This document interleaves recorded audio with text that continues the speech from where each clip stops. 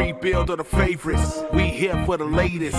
South side or the north side. Not tuned to the greatest. Home team for the home teams. Both sides got our own rings. On the mound or the long ball. But we don't pull the wrong strings. Yeah. It's that time of the year now. Wrigley or Gantes or the whole league that we hear now. New show with a new mood. Discussions and interviews. Trade rumors that might be. This is Pinwheels and Knife. All right. You guys ready? Let's just dive into it. 3, 2, 1. What's going on, everybody? It is Thursday, October 19th, and you have found the Pinwheels and Ivy podcast. I am your host, Matt Zawoski, a.k.a. Father Zoe, a.k.a. Southside Zoe.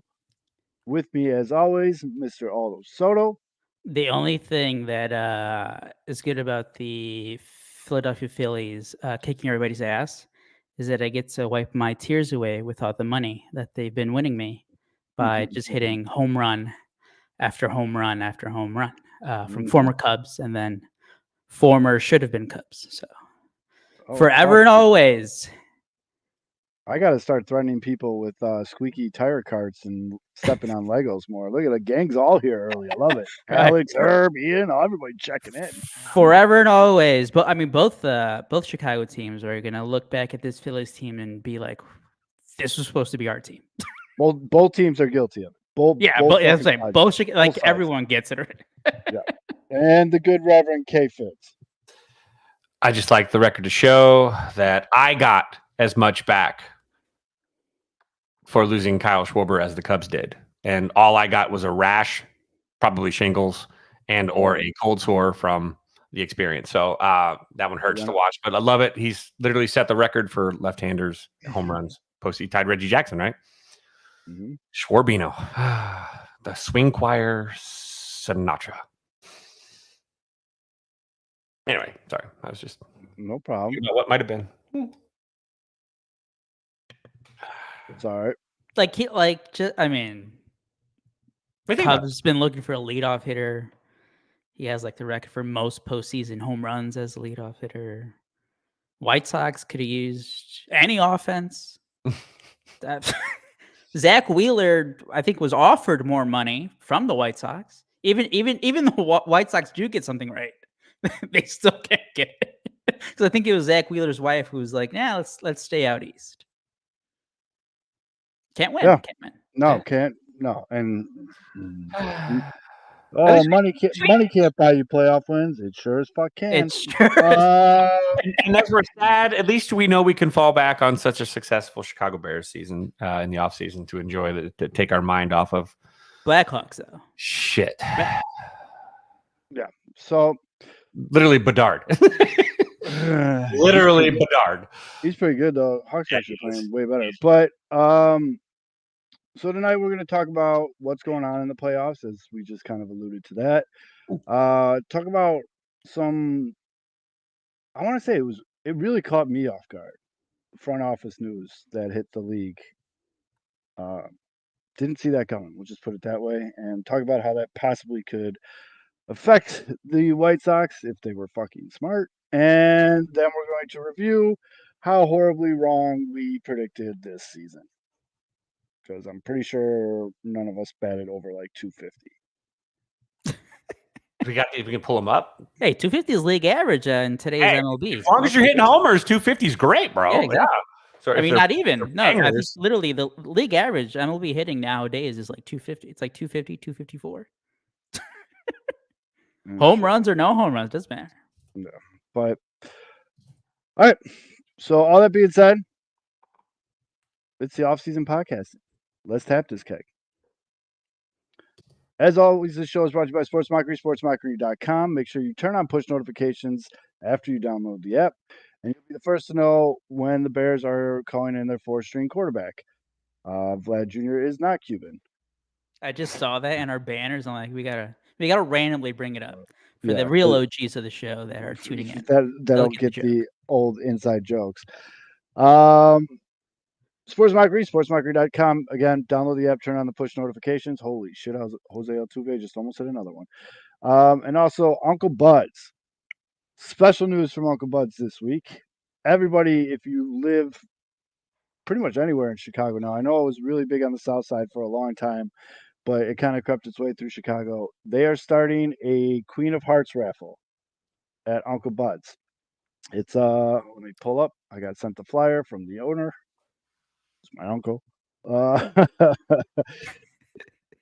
So it's starting. It'll be every Monday at 7:00 starting this or it already started. Started on the 16th. But it's $1 a ticket, 6 tickets for $5. The pot's going to start out at $1,000, donated by the Oaklawn Bank and Trust. If the Queen of Hearts is pulled and you are there, you get 60% of the pot, and 40% of the pot goes to SRASA, Special Recreation Athletic Support Association of Oaklawn. They do some really cool shit. They do this Junior Jordan stuff. It's like a basketball tournament for special needs kids, and they all get Jordan gear and shit. They do like a big Bulls announcement. Like there's an announcer that does the play-by-play. The kids fucking love it, dude. My uncle runs it. I go almost every year. It's fucking really cool. Do the spotlights and everything? Yeah, they get into cheerleaders and stuff like that. It's fucking super dope, dude. That's awesome. So if you're there, you get 60% of the pot and 40% goes back to the association. If the Queen of Heart is pulled and you are not there, it's just a straight up 50-50 split. So you get 10 more percent if you're there. Yeah, be there. This is better than the 50-50 raffles that they do at all over the stadiums. If your name is pulled and you do not win, so like I'll explain how Queen of Heart raffles work in a second. But if they pull your name and you don't win, you don't go home empty-handed, folks. Uncle Bud's gonna give you a pizza to go. You get a little loser pizza. You get a fucking shame walk home with your pizza, and you can eat it by yourself in the car. You fucking loser. No, but you get a free pizza. So basically, what happens is they put up a poster board, and they put all 52 cards up with 2 jokers. If the joker's pulled, it starts all over again. So you get your ticket, and basically they pull a card. You're looking for the Queen of Hearts, and you have to match the number. It all works out. So, but it rolls over every week until the Queen of Hearts. So I know one at the parish I grew up in. Like the person that won it got like $75,000 or some crazy shit like that. Yo. People were driving in from the burbs and waiting in line at this bar to buy their tickets for this shit. Like this pot got so, and you know what? Like everybody gets all caught up in like the money aspect of it. It's like, oh, I can win 60 grand or whatever. But what they don't really talk about is that other half of the money. Like the school I grew up in, they got a new gym floor. They got a new AC units in the church. They got new pews. They got new like money that a struggling Catholic school on the south side of Chicago desperately needed. So like this is going to a super awesome cause, as I mentioned. And it's not just the Junior Jordan stuff. They do a ton of like softball. I know they do a big flag football game.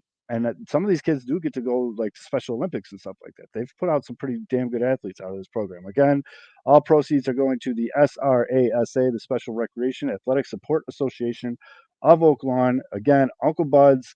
Go there on Mondays. It says it's going to be pulled at 7:00, so you're probably going to want to get there about 5:30. Have a couple cocktails, buy some tickets, stick around for the drawing, and then if you don't win, you can leave. Whatever. But Uncle Bud's Monday nights, hit it up. And if you go and you mention the Pinwheels and Ivy podcast and you end up winning, Kevin will set you up with an exclusive dinner with a cast member of the Vanderpump Rules. Yeah. Hold up. So mention the Pinwheels and Ivy podcast sent you there. Yeah. But seriously, folks, like even if you don't plan on like hanging out or whatever, go buy tickets. It's a great fucking cause. Like I said, my uncle's the one that runs the Junior Jordan event for them. And so I've been volunteering and showing up since I was a kid. And we know some of you were spending on the 50-50 raffle. Just say, take some of that and put it in. So if you need your fix, you fucking junkie, from the 50-50 raffle, and you don't have anything to hold you over till the season starts, get your ass down to Uncle Bud's and buy some tickets. Yeah. I'm going to try to tell him that he needs to figure out a way where people can like buy tickets online, because that'll make the pot go through the fucking roof. Yeah. If we could just tweet out a link and people could buy tickets, holy shit, I don't even know how you would do that. But there's people smarter than me that can figure that shit out. Woo. Uncle Bud's. Uncle Bud's, baby. Uncle Bud's. If you don't know where it's at, 97 Cicero, used to be TC's. I'm trying to think of what else is right there. It's right on the corner. You can't miss it. Big ass sign. Really good. If you're a craft beer guy, they got you. If you're a a Busch Light guy like myself, they got you. They got all kinds of good bourbons, vodkas, everything, TVs everywhere. They got 6 big ass slot machines, dartboard, golden tee, you name it, they got it. Great place to watch a game. It's a great place. You know what he did that I really like? It's a great place to go and just park for a Sunday. You know what I mean? Like you could just, parking is very underrated. yes, you can go there at 11 o'clock for a Sunday and just sit there. And they have really, really good food. They got like quick food, or you can get like a big ass meal, and you could just sit there all day, and it's awesome. And if you don't like any of their food, there is a new Taco Bell that just opened a block down. You sickos. Get the ticket Yeah, first. Get the tickets first. Get the ticket. You can get the tickets any day. You don't have to wait till Monday to get the tickets. You can go any day. Just go on Uncle Bud's and buy the tickets, but buy the damn tickets, folks, because fathers don't love them kids. Them kids. Actually, if we get enough, I'm guarantee you, if they get enough money, they'll hook those kids up. They get pretty good uniforms, like I'd say above average for this stuff. But if they get good money, I know that they'll go all out and get these kids looking right for this. Dude, it is. I'll probably go again this year. I'll try to take some videos to show you. I mean, the look of pure joy on everyone's face, the participants, the parents, the fans, everybody. It's such a great fucking day. All right. I could talk about that for an hour, but you did. 6 minutes and 30 seconds. Hey, Fizz is like the MJ fuck them kids. I mean, Yeah, wow, right? Kevin. I spent enough time with them every day. So no, I'm kidding. Kids are great. High schoolers can really. One of the best moments. These kids aren't. They're about. I think they're like 7th grade to sophomore in high school. Oh Jesus! 6th grade to sophomore in high school. But one of the best moments I've ever seen there, this kid hit a 3 and he just ran over to the cheerleaders and just planted a big kiss on the cheerleader. Everybody went fucking bananas. It was fucking hilarious. Consensual. They were dating. Oh, okay. Okay. Yeah. Ooh, okay. We saw what happened with the soccer coach. That's me. Yeah, it wasn't Jerry Seinfeld like coming off a shoot of like season 3. Like, so let's talk MLB playoffs so far. Nashville White Royals, baby. The Vlad Jr. is not Cuban. It's distracting the fuck out of me. We gotta stop that real quick. That shit's fucking killing me. That was a funny ass episode. So we got an all Texas ALCS going on right now between the Rangers and Houston. Surprisingly, the Rangers went into Astroland there and took the first 2. Which my wallet is thankful for because, you ride the hot hand. But the Texas Rangers, remember, there's that infamous tweet like Corey Seager, Marcus Semien, is this what you want on the South Side? I'm not going to beat a dead horse. That guy gets fucking dragged every time they do anything. But the Rangers are more, to me, of a combination of drafting well, developing players well, and then going out and spending money on the big free agents. Holy shit, what a concept. Hallelujah, where's the Tylenol? Like, what the fuck, man? Like, this is all the... Sorry about that. The Rangers basically are what White Sox fans wanted the White Sox to do. I mean, granted, that's... and like the big thing I think I remember that was it so 2021 to 2022, that offseason, they were like, well, I mean, they're going to sign Seager, but like, I mean, that's going to be their only big move. And I think most fan bases generally operate under like, all right, there's going to be like one big move, and then like there's going to be other, maybe mid-tier free agent, but like they went for it. They're like, no, like we're getting the two of the top tier guys in free agency, which you don't really see a lot of as of late, but they did it. They're like, fuck it. And then not only did they do that, then they went out and kept doubling, and they go out and get DeGrom, pitches a handful of games for them, and they're doing all this without him. They go out and they trade for Max Scherzer, who, in my opinion, probably just should have kept his ass on that fucking bench for a minute. He tried to pitch in Game 3 here, and I'll show you my bets. I knew that the fucking Astros were going to touch him up. And so, but I'm just saying, and then on the flip side of things, they spent their money They traded for Jordan Montgomery too. They traded for trade Jordan deadline. Montgomery, but then you got guys like the guy who's bad right now, Josh Young. You got their other rookie. I forget the fucking guy's name, but he's been killing the ball all playoffs. Shit. Like Carter. Yeah, something like that. Yeah, the 2023 Sox even lit up. Sure, that's true. He's a little cooked, but I guess more my point is like they had the fucking balls to do what they needed to do. They didn't just, I don't know, try to rely on the whole "we believe in our core" bullshit. Like, yeah. No, they went after it. And they bought depth. Like, so they had room for error, which is, that's what didn't work out for the Dodgers, but they kind of did the same thing. But you have at least your best opportunity. The more depth you have, the more you load the die a little bit. It's better to be good than lucky in this case. And, wish in one hand, shit in the other, see which one fills up first. Right. And that's what some of these, that's what, it looks like Cubs and the White Sox kind of do pretty regularly. Cubs did it too. I mean, yeah. But I guess the thing that impresses me with the Rangers to the point where they're getting, and I completely understand they're getting fucking their shit pushed in right now. It's 5-0 in the bottom of the fifth. But not only did they have the balls to make the moves, but they were very strategic and they were smart about it. And the biggest thing, Fids, I think you touched on, they had fucking depth. Oh, see, I got to open my mouth more. 2-run home run from Josh Young because they fucking draft right and they bring up players the right way. But oh God! But that's what I see when I see this Texas Rangers team. I see the team that I think in my head I thought the White Sox would kind of do. The blueprint: draft well, develop players well, have a good farm system, make the strategic trades when needed. Even though their trades, not all of them worked out, but mostly they did, and then go out and spend the money and get the free agents that are needed. I mean, where's the flaw in that? Like that's how you fucking rebuild. You have to say though, that's a tough comp because like the Rangers have in the past spent a lot of money. The Sox have spent it on relievers. What was it? 3 years ago, the Rangers were almost a 100-loss team, weren't they? Yeah. It was right after. It was heading into that offseason when they signed Seager and. It was crazy. Yeah, they went and made some big moves.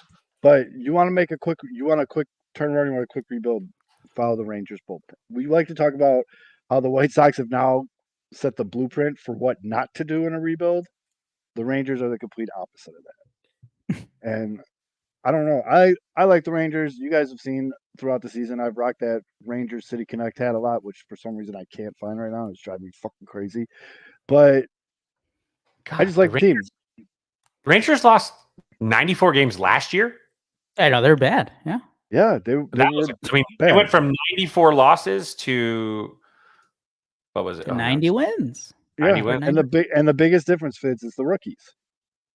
Oh, and I think the one we were trying to get his name, Evan Carter, and that one hits especially home for Cubs fans because he was called up in September. I think it was September 8th.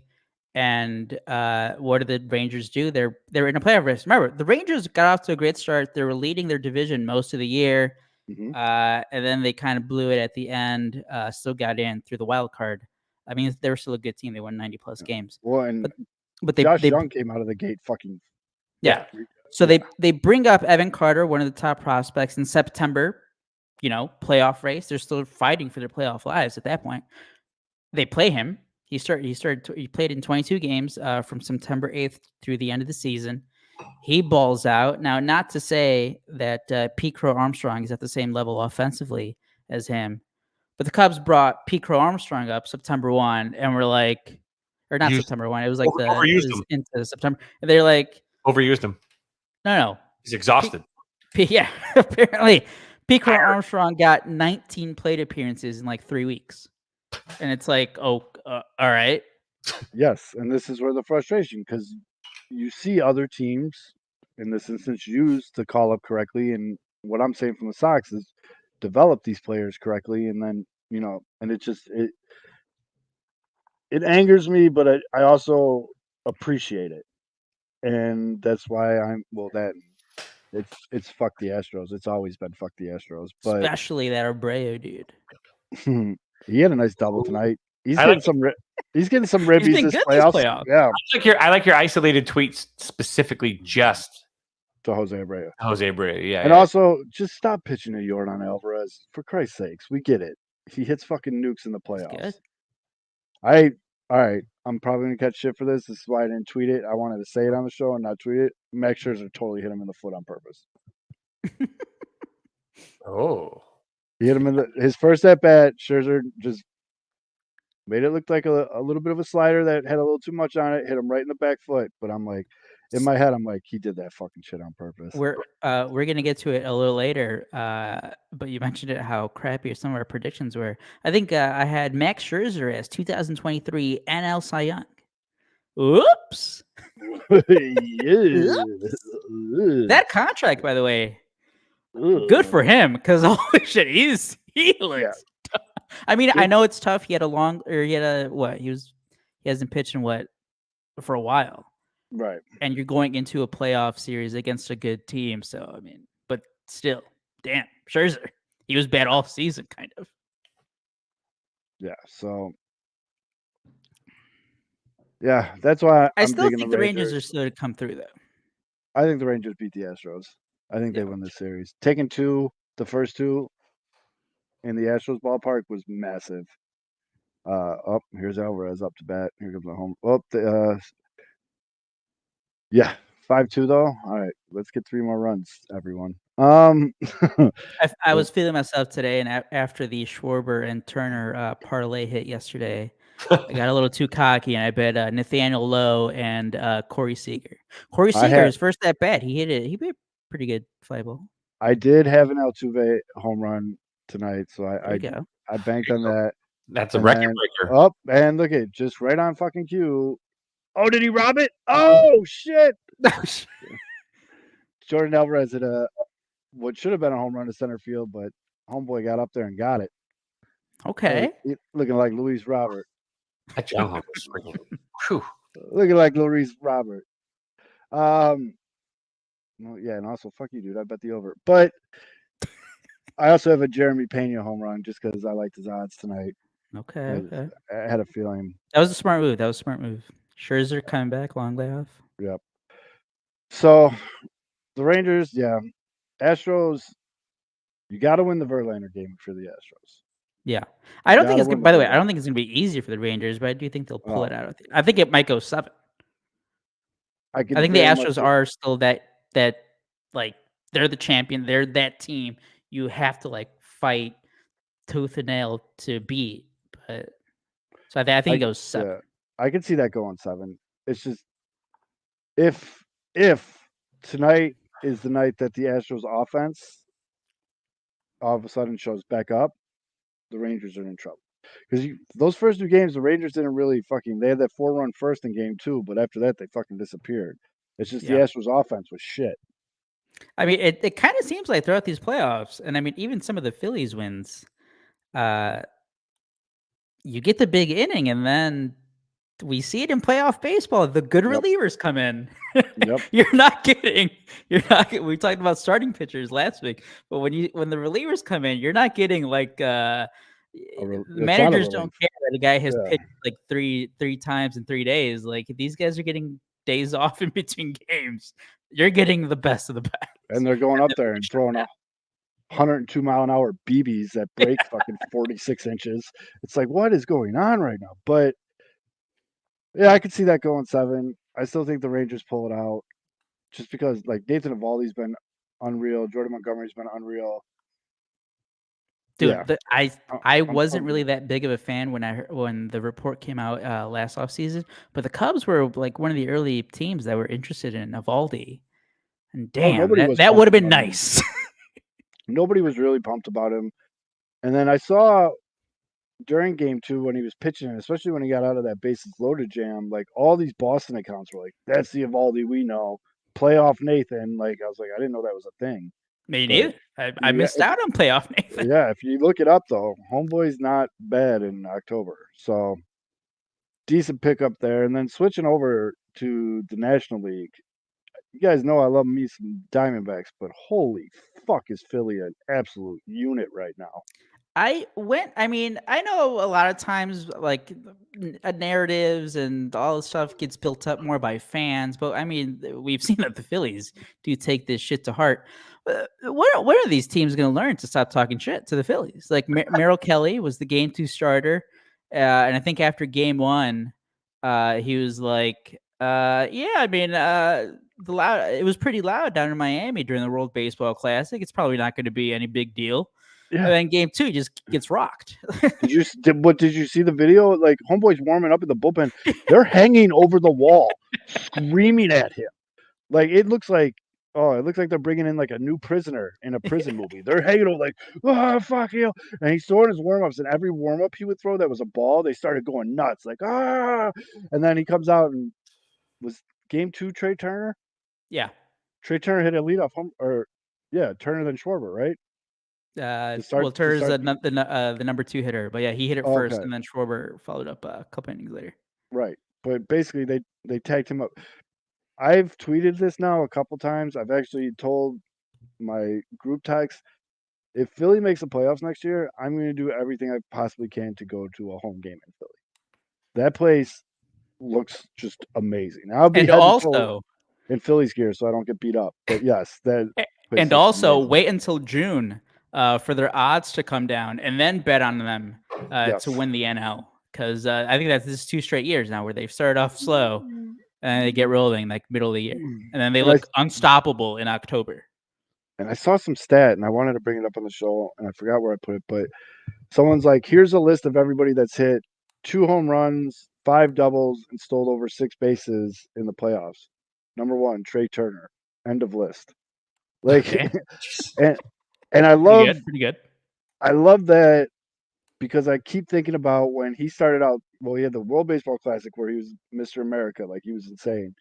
And then he started out so slow, and then there was that long joke that everybody would use, like Trey Turner had more home runs in the World Baseball Classic than he does this season. Like there's so many cornball ass fucking sports guys that were using that joke. And then there was that one game at home in Philly where the Philly fans just started giving him standing ovations. Just standing ovations for no reason. Just to kind of tell him, like, bro, we got you. Like, we know you're good. Come on, man. And he's just been insane since. And he's talked about it. He said that shit meant something to him. That's fucking cool, man.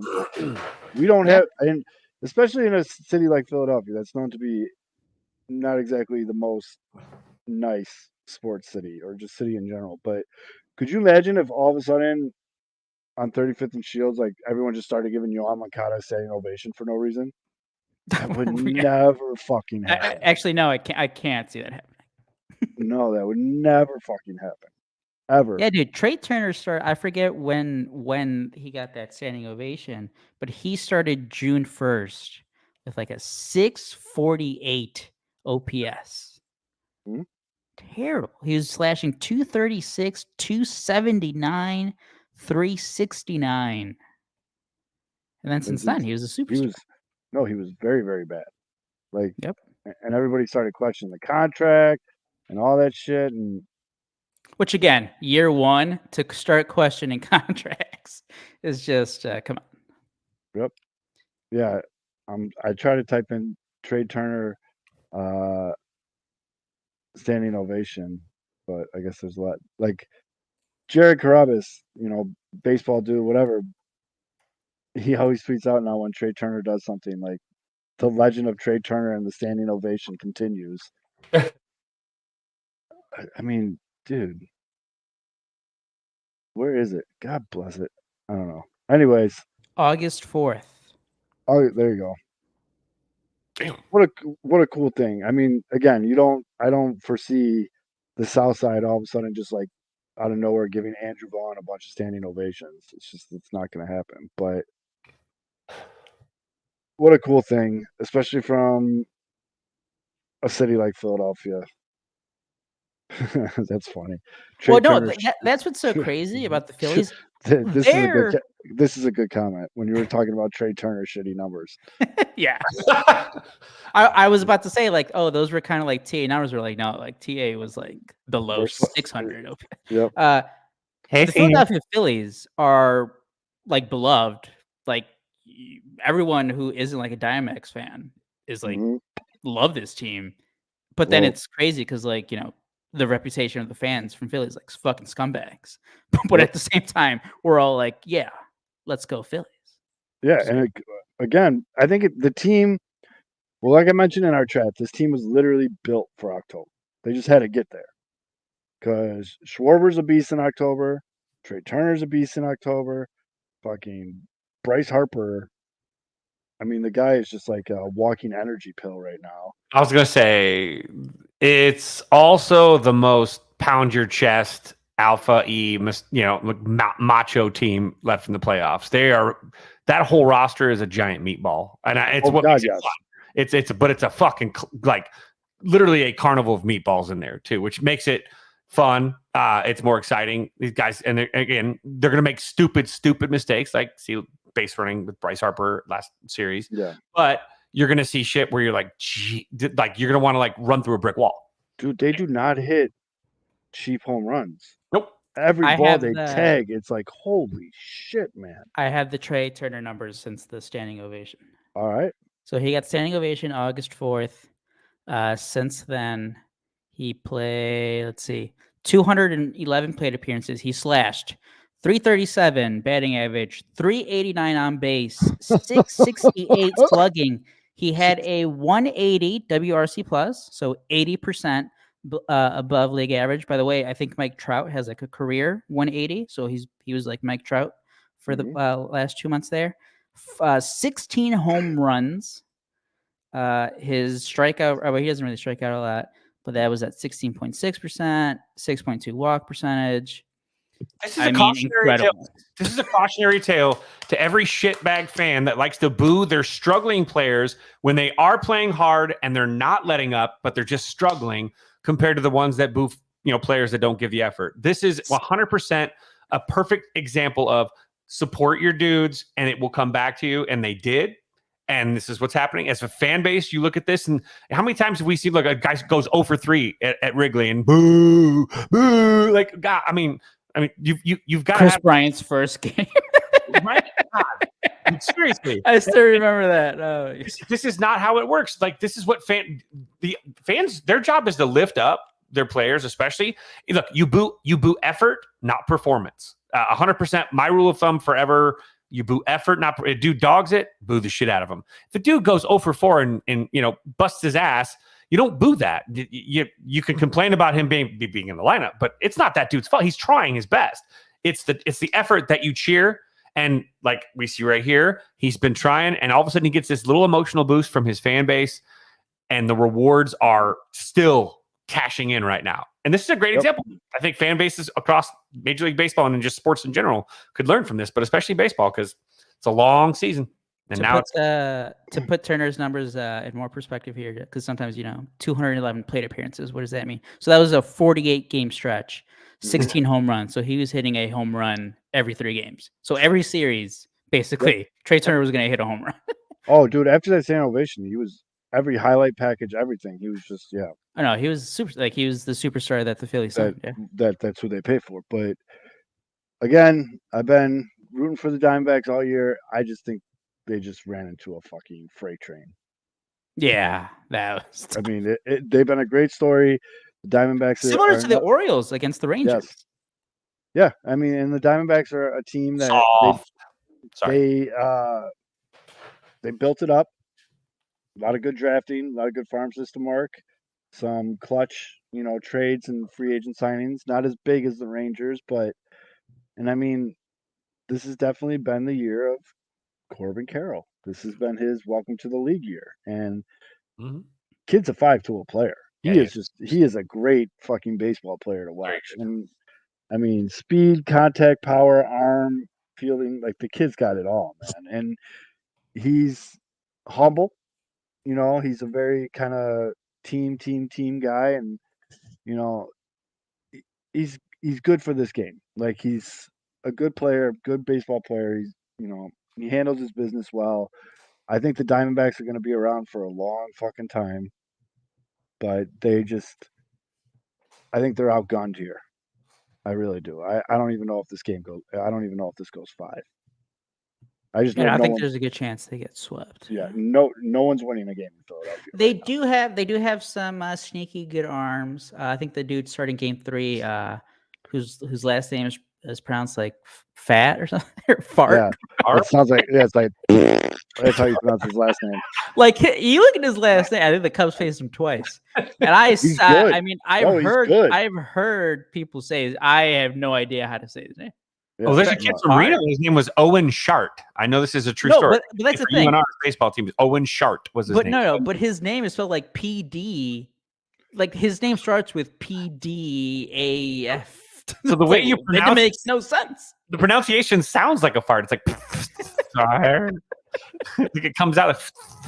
But I think he's been decent. I mean, it was against the Brewers who suck, but I think he's been pretty decent. No, so that might be a challenge for the Phillies. But I mean, yeah, the Phillies are just a fucking wagon right now. Well, and okay, maybe Arizona gets one back at home, but you're not winning a game in Philadelphia right now. But also be wary of getting done too soon. We've seen now in the playoffs how cooling off does have an effect on, and people bitch about it, of course, but there's a cool off factor. If the Phillies handle their business too quick and the Rangers and the Astros go a little bit longer, although this one's going to go maybe 1 or 2 more extra, but this might go 6. That's bad for the Phillies too, because they're running hot and they are again a meatball team. When the energy has a chance to kind of for a second, it's hard to restart that again. They've got to start the engine again. And when you're playing every day, like they have a wild card team, getting through the small series, they've been playing this whole time. That they don't want to win. You almost kind of like say, hey, play with the bunny a little bit. Maybe don't intentionally lose, but man, it's not the worst thing if you're playing another game here or there because you want to stay sharp. And I think that we saw that. We've seen that. We saw that with what.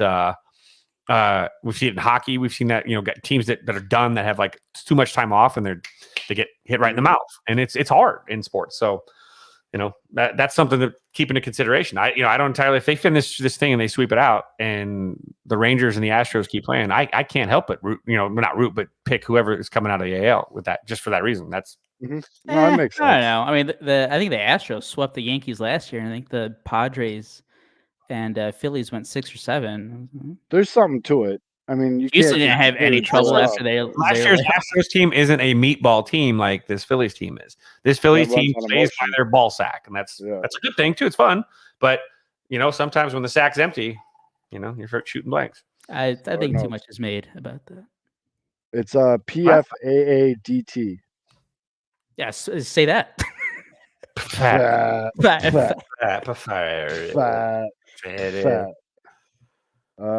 It doesn't give you like a pronunciation next to his name on the stat page, but yeah, man. I mean, that's like the age-old debate, like rust versus rust and all that shit. But like, I think it's foolish to. I think Spencer Strider said the best. His quote. Well, yeah. I mean, it's your fucking job to stay up. But I don't know. I don't think you completely write it off and say like it doesn't matter, but I also don't think it's like the end all be all. I get what you're saying, Fitz, and I'm not disagreeing with you, but I'm also not disagreeing with Aldo on this one. That's fine. No, and we'll see. I'm Switzerland on this one.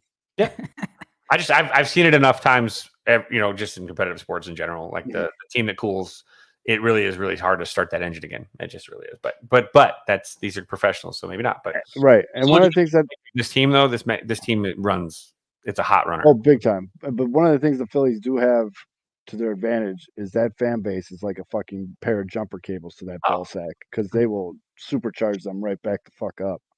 But if they come out cold, they might also go, oh shit, here we go again, because this happened last year. Not the fan base that gave. Didn't they get knocked out of the NLCS last year after coming through as a wild card, kind of an underdog the entire time? No, they lost in the World Series. Series. No ball, Kevin. No, I meant in the World Series. Like, didn't this happen last year where they ran hot and got to the World Series and then they got? Well, yeah, that's what I'm saying. Like they played. I think their series against the Padres went 6 or 7, and then they played the Astros and they lost. Like I don't know. The good teams are. That was a weird ass. Were exceptional. So. That was a weird ass World Series too, because remember the Phillies hit 5 home runs the one game, and then Javier came out for the Astros, and they pitched a combined no hitter the next game. I mean, they lost game 1 in extra innings. It was a wild ass World Series. No, they won game 1 in extra innings. Then it was 1-1, and then they did win at home game 3, and they lost 3 in a row. Mhm. So I don't know. very I would tight love- games. I would Some- very much. I don't really care who wins out of the NL. Obviously, I want the Diamondbacks, but oh my God, my boy Kyle Tucker just made a very bad error. I do have to say, I think Aaron Nola could be the difference this year because I don't think he pitched that well last year for the he Phillies. looked very good game 2. Yeah, but if he can keep it up, if he can keep up his domination this postseason through the World Series, that might be the difference maker for them to get them over the top. Bad The last news. thing, Sorry to what? announce this on the podcast, but rest in peace, Burt Young. Do you know who that is? It's Paulie from Rocky. Oh, We lost He's Paulie. still alive? I'm actually kind of surprised he's still alive. I bet it was. Oh, shit. Well, never mind then. Congratulations on a long run there, Paulie. Yeah, Paul. I Man, thought how old Paulie is was like 60 and like Yeah, I thought he was like 1995. 60 in the movie. 83. Yeah. He was 83. 83. But Shout out to sport. yeah. The last thing I want to say about the Phillies is I hate that people keep showing that video of Bryce Harper being like, I had a really good conversation with the White Sox. I had a really good conversation. I had a really good conversation. But By the way, thing every is- team thinks that Bryce Harper wanted to be with them. I think I've Right. seen Yankees fans be He's like, just- he was I dying to Flirted be with here. everybody. He flirted with Yeah. everybody. The deep dish, named his dog Wrigley. Like, well, he no, was Yankee playing it although hard. you know damn well Yankees fans think everyone wants to be a Yankee. Yeah. So the Mets Literally fans, except the Well, Mets no, fans. they made the connection. It was like, well, he like idolized Mickey Mantle. He wanted to But- be a Yankee. Yeah, he did idolize Mickey Mantle. Yeah. The thing that bothers me though is you watch what Harper's doing in Philly. Not even just like the amazing level of baseball he's playing, but the comments and like the Philly fanatic cleats and like the skyline headbands and then the comment. He would be a legend on the South Side. The South Side of Chicago would have put that man. He would have had a statue already. Like if he did what he's doing now in Philly, like just the way he talks and how he's like, I'm playing for the guy in the 300 level and blah blah, like all that shit. Like Southside. Unfortunately, I mean, I don't. I think we could have had like a Mike Trout situation. It could be easily. I mean, Like just never gets to the playoffs with the White Sox. well, I guess Because the Phillies kept spending money. They didn't stop Yeah, at Bryce they Harper. went out and got him Schwarber and Castellanos and Trey Yeah, Turner. they're like, all right, we got to keep Yeah. going here. But this, I guess, is a perfect segue into the next thing I wanted to talk about.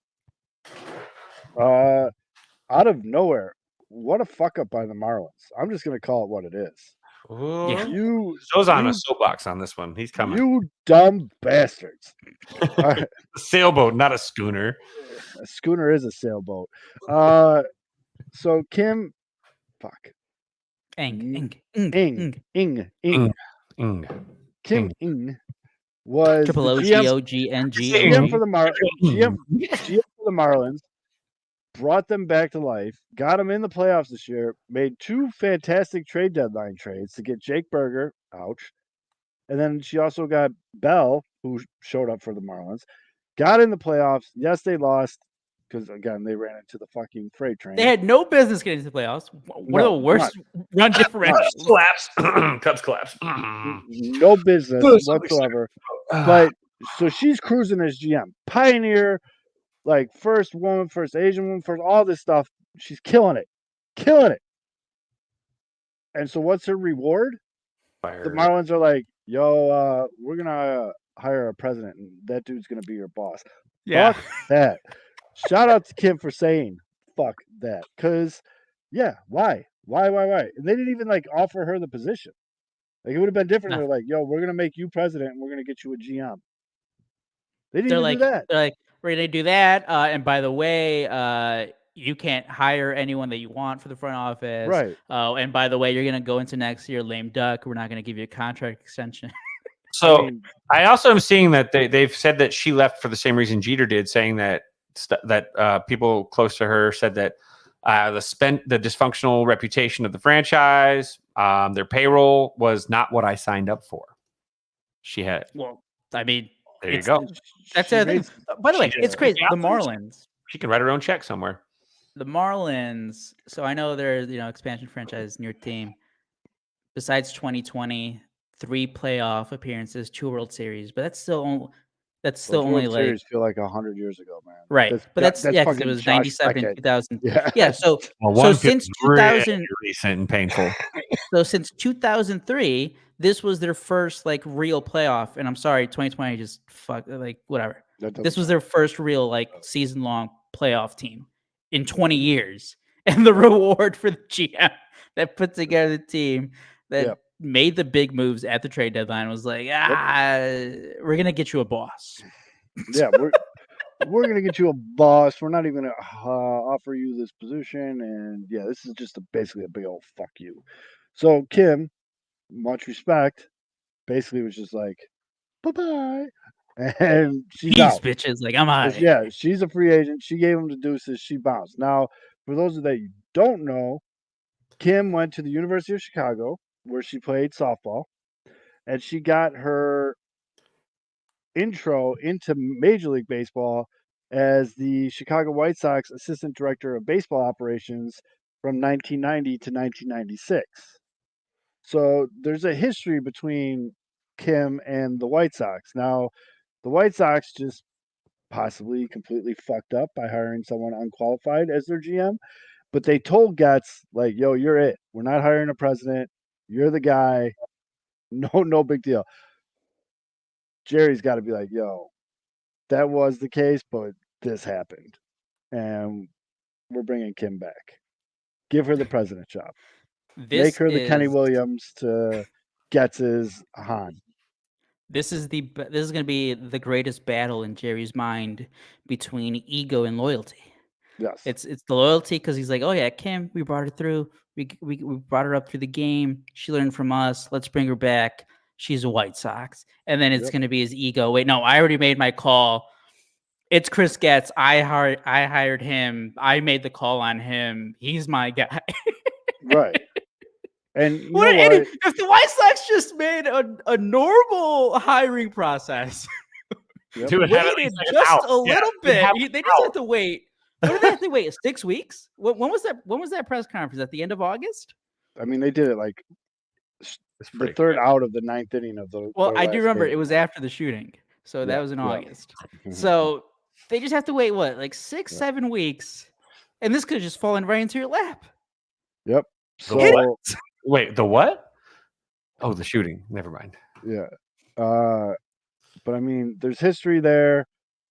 Obviously, she knows Jerry. Jerry knows her. Like, she was here for 6 years, so obviously something was right. And then she went to the Yankees. She's got 3 rings, fellas.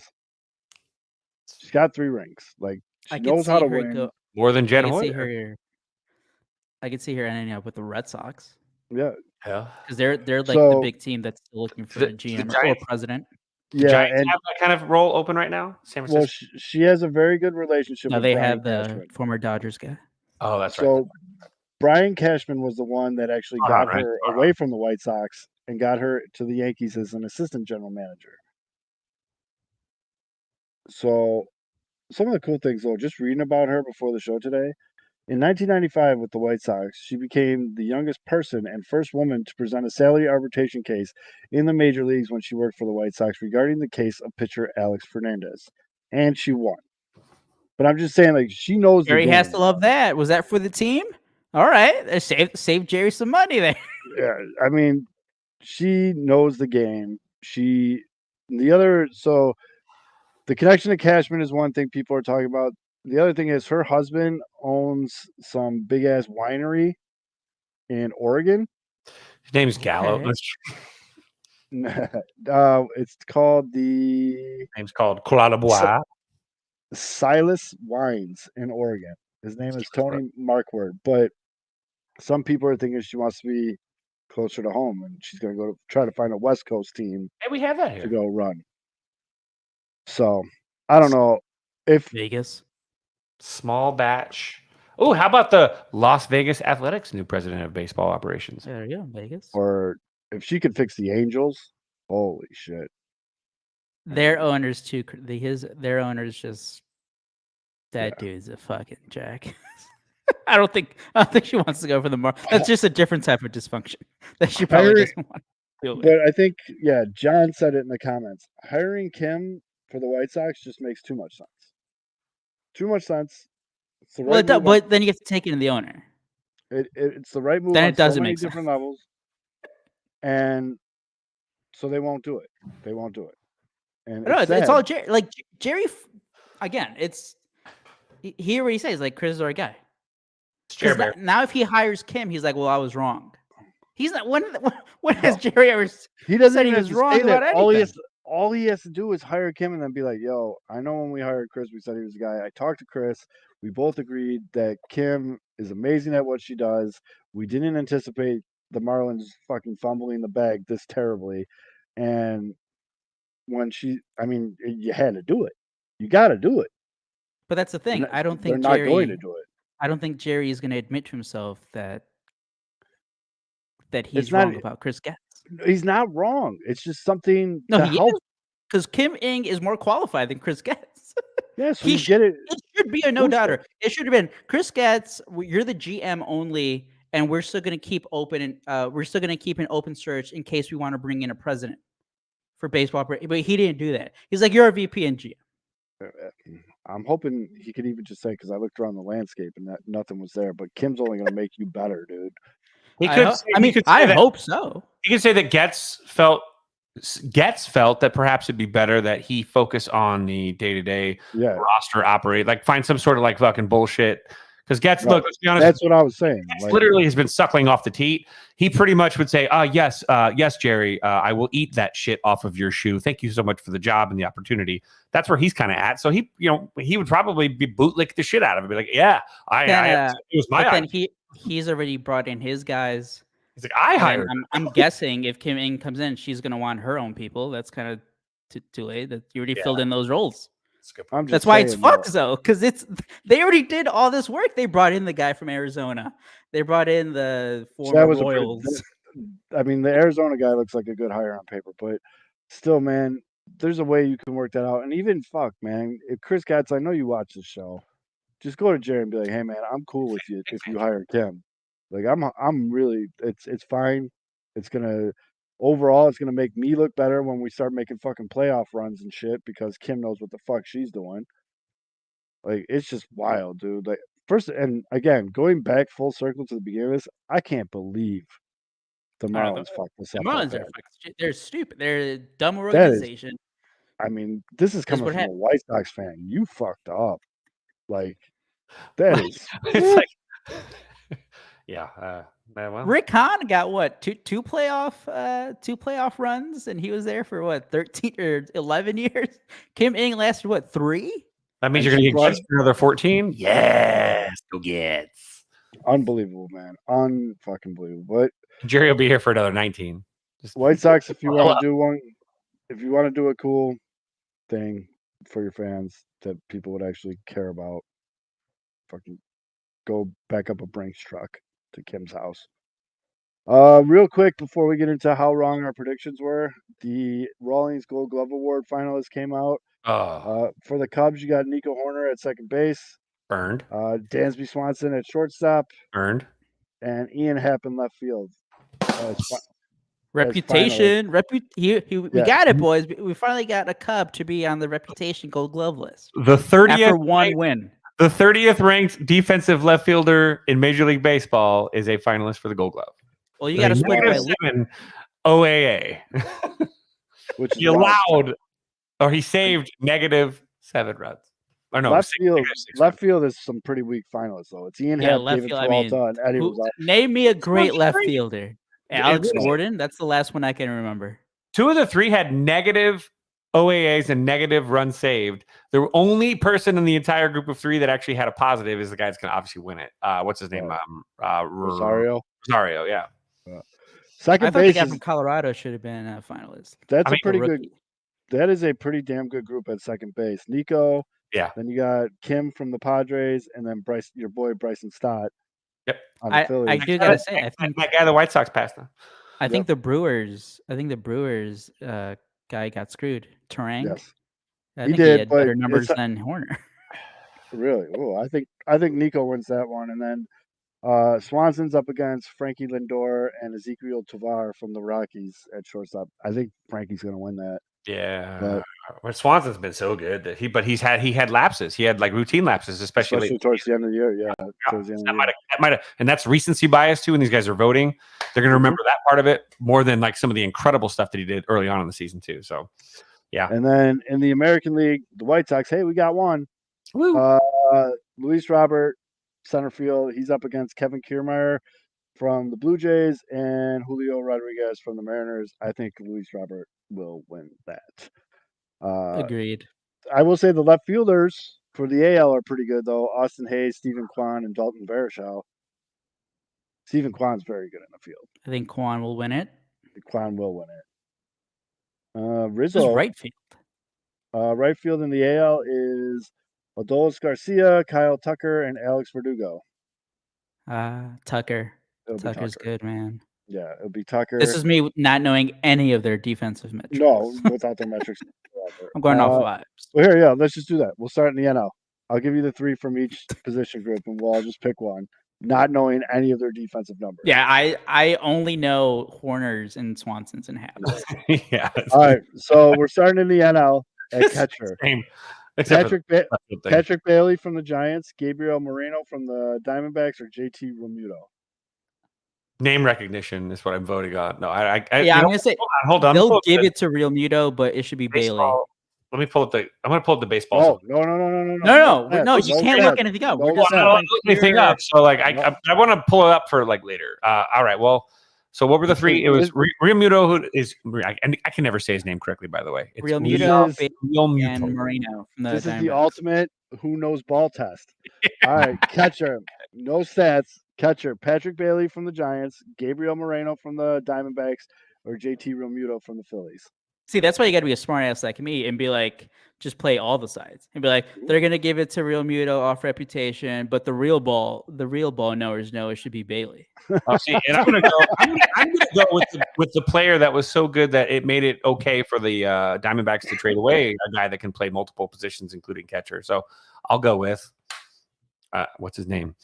Oh, you're doing so good too up until the end. I know. Let him figure it out. No, in the sake of time, it's Gabriel Moreno, and I was going to go with him too because he is the guy. Moreno.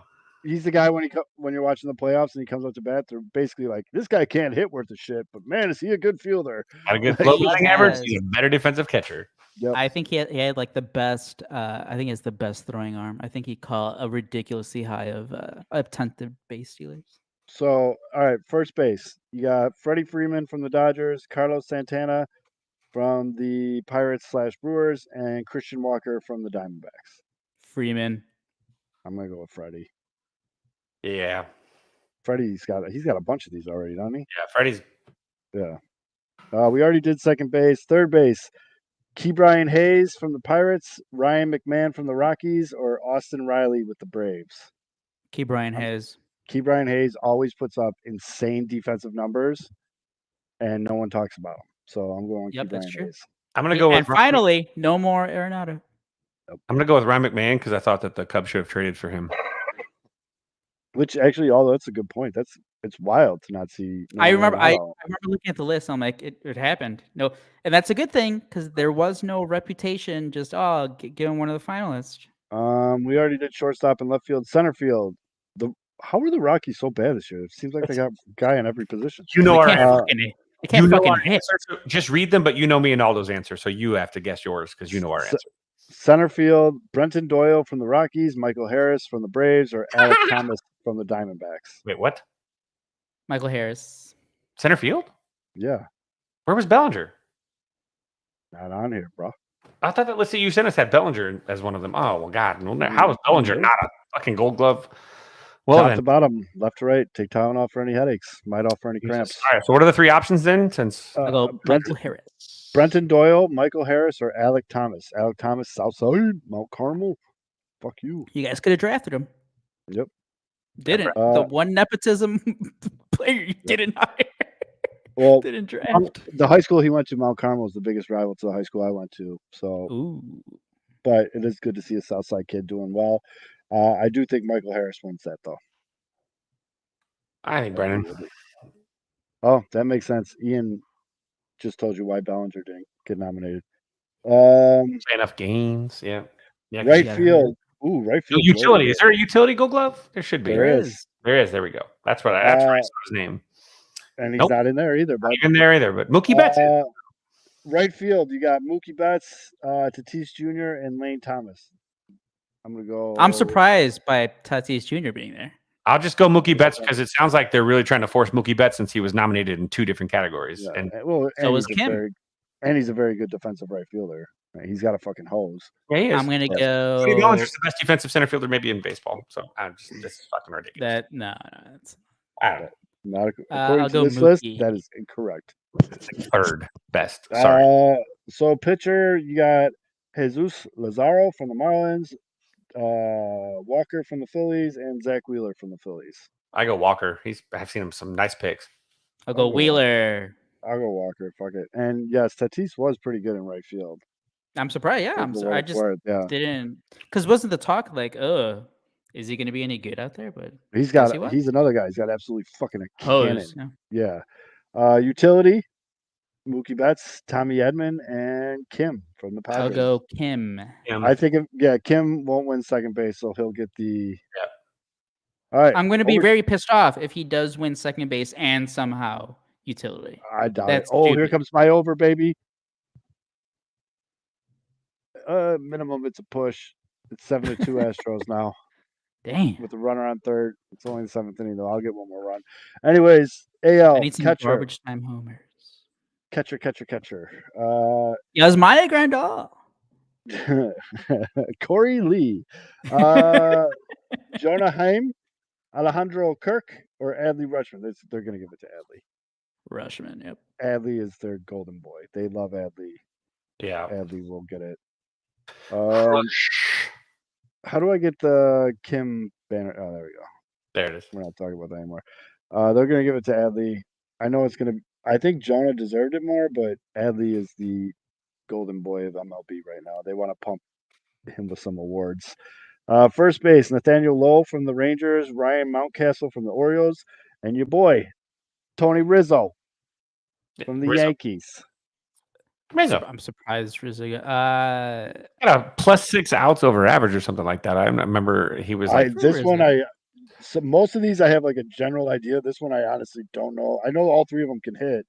When I was doing that left fielder look today, that's what I saw. He was in that top echelon of OAAs for like all the positions when it pulled up before I'm gonna go with the Low. 7? Yeah, I'm gonna go with Nathaniel Lowe too because I don't know. Second base. Oh come on, second base. Get some guys with these names. Dubon from the Astros.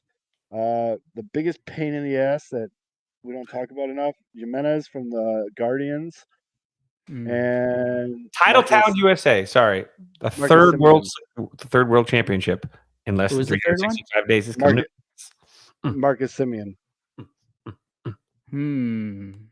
I'm gonna go with the dude from the Guardians. I'm gonna go Dubon. I'll go Semien. Third base, Alex. I still wear Axe body spray. Bregman, Matt Chapman, or Jose Ramirez.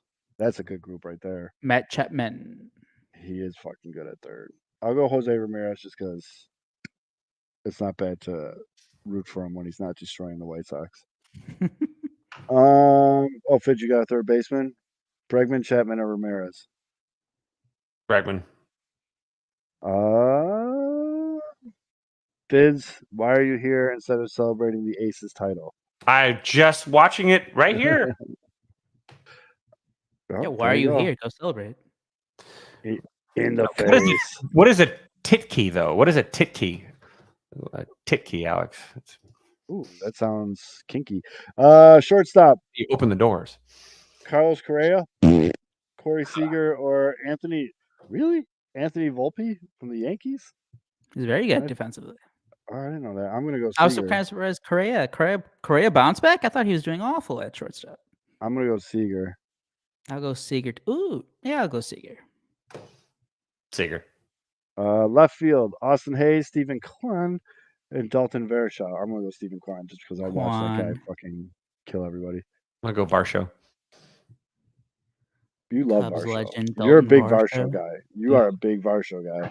I took my That's it. catcher selection because he was good enough defensively that they let Varsho go. Like, What's up, baloney? Hey, baloney. Although you got to give one.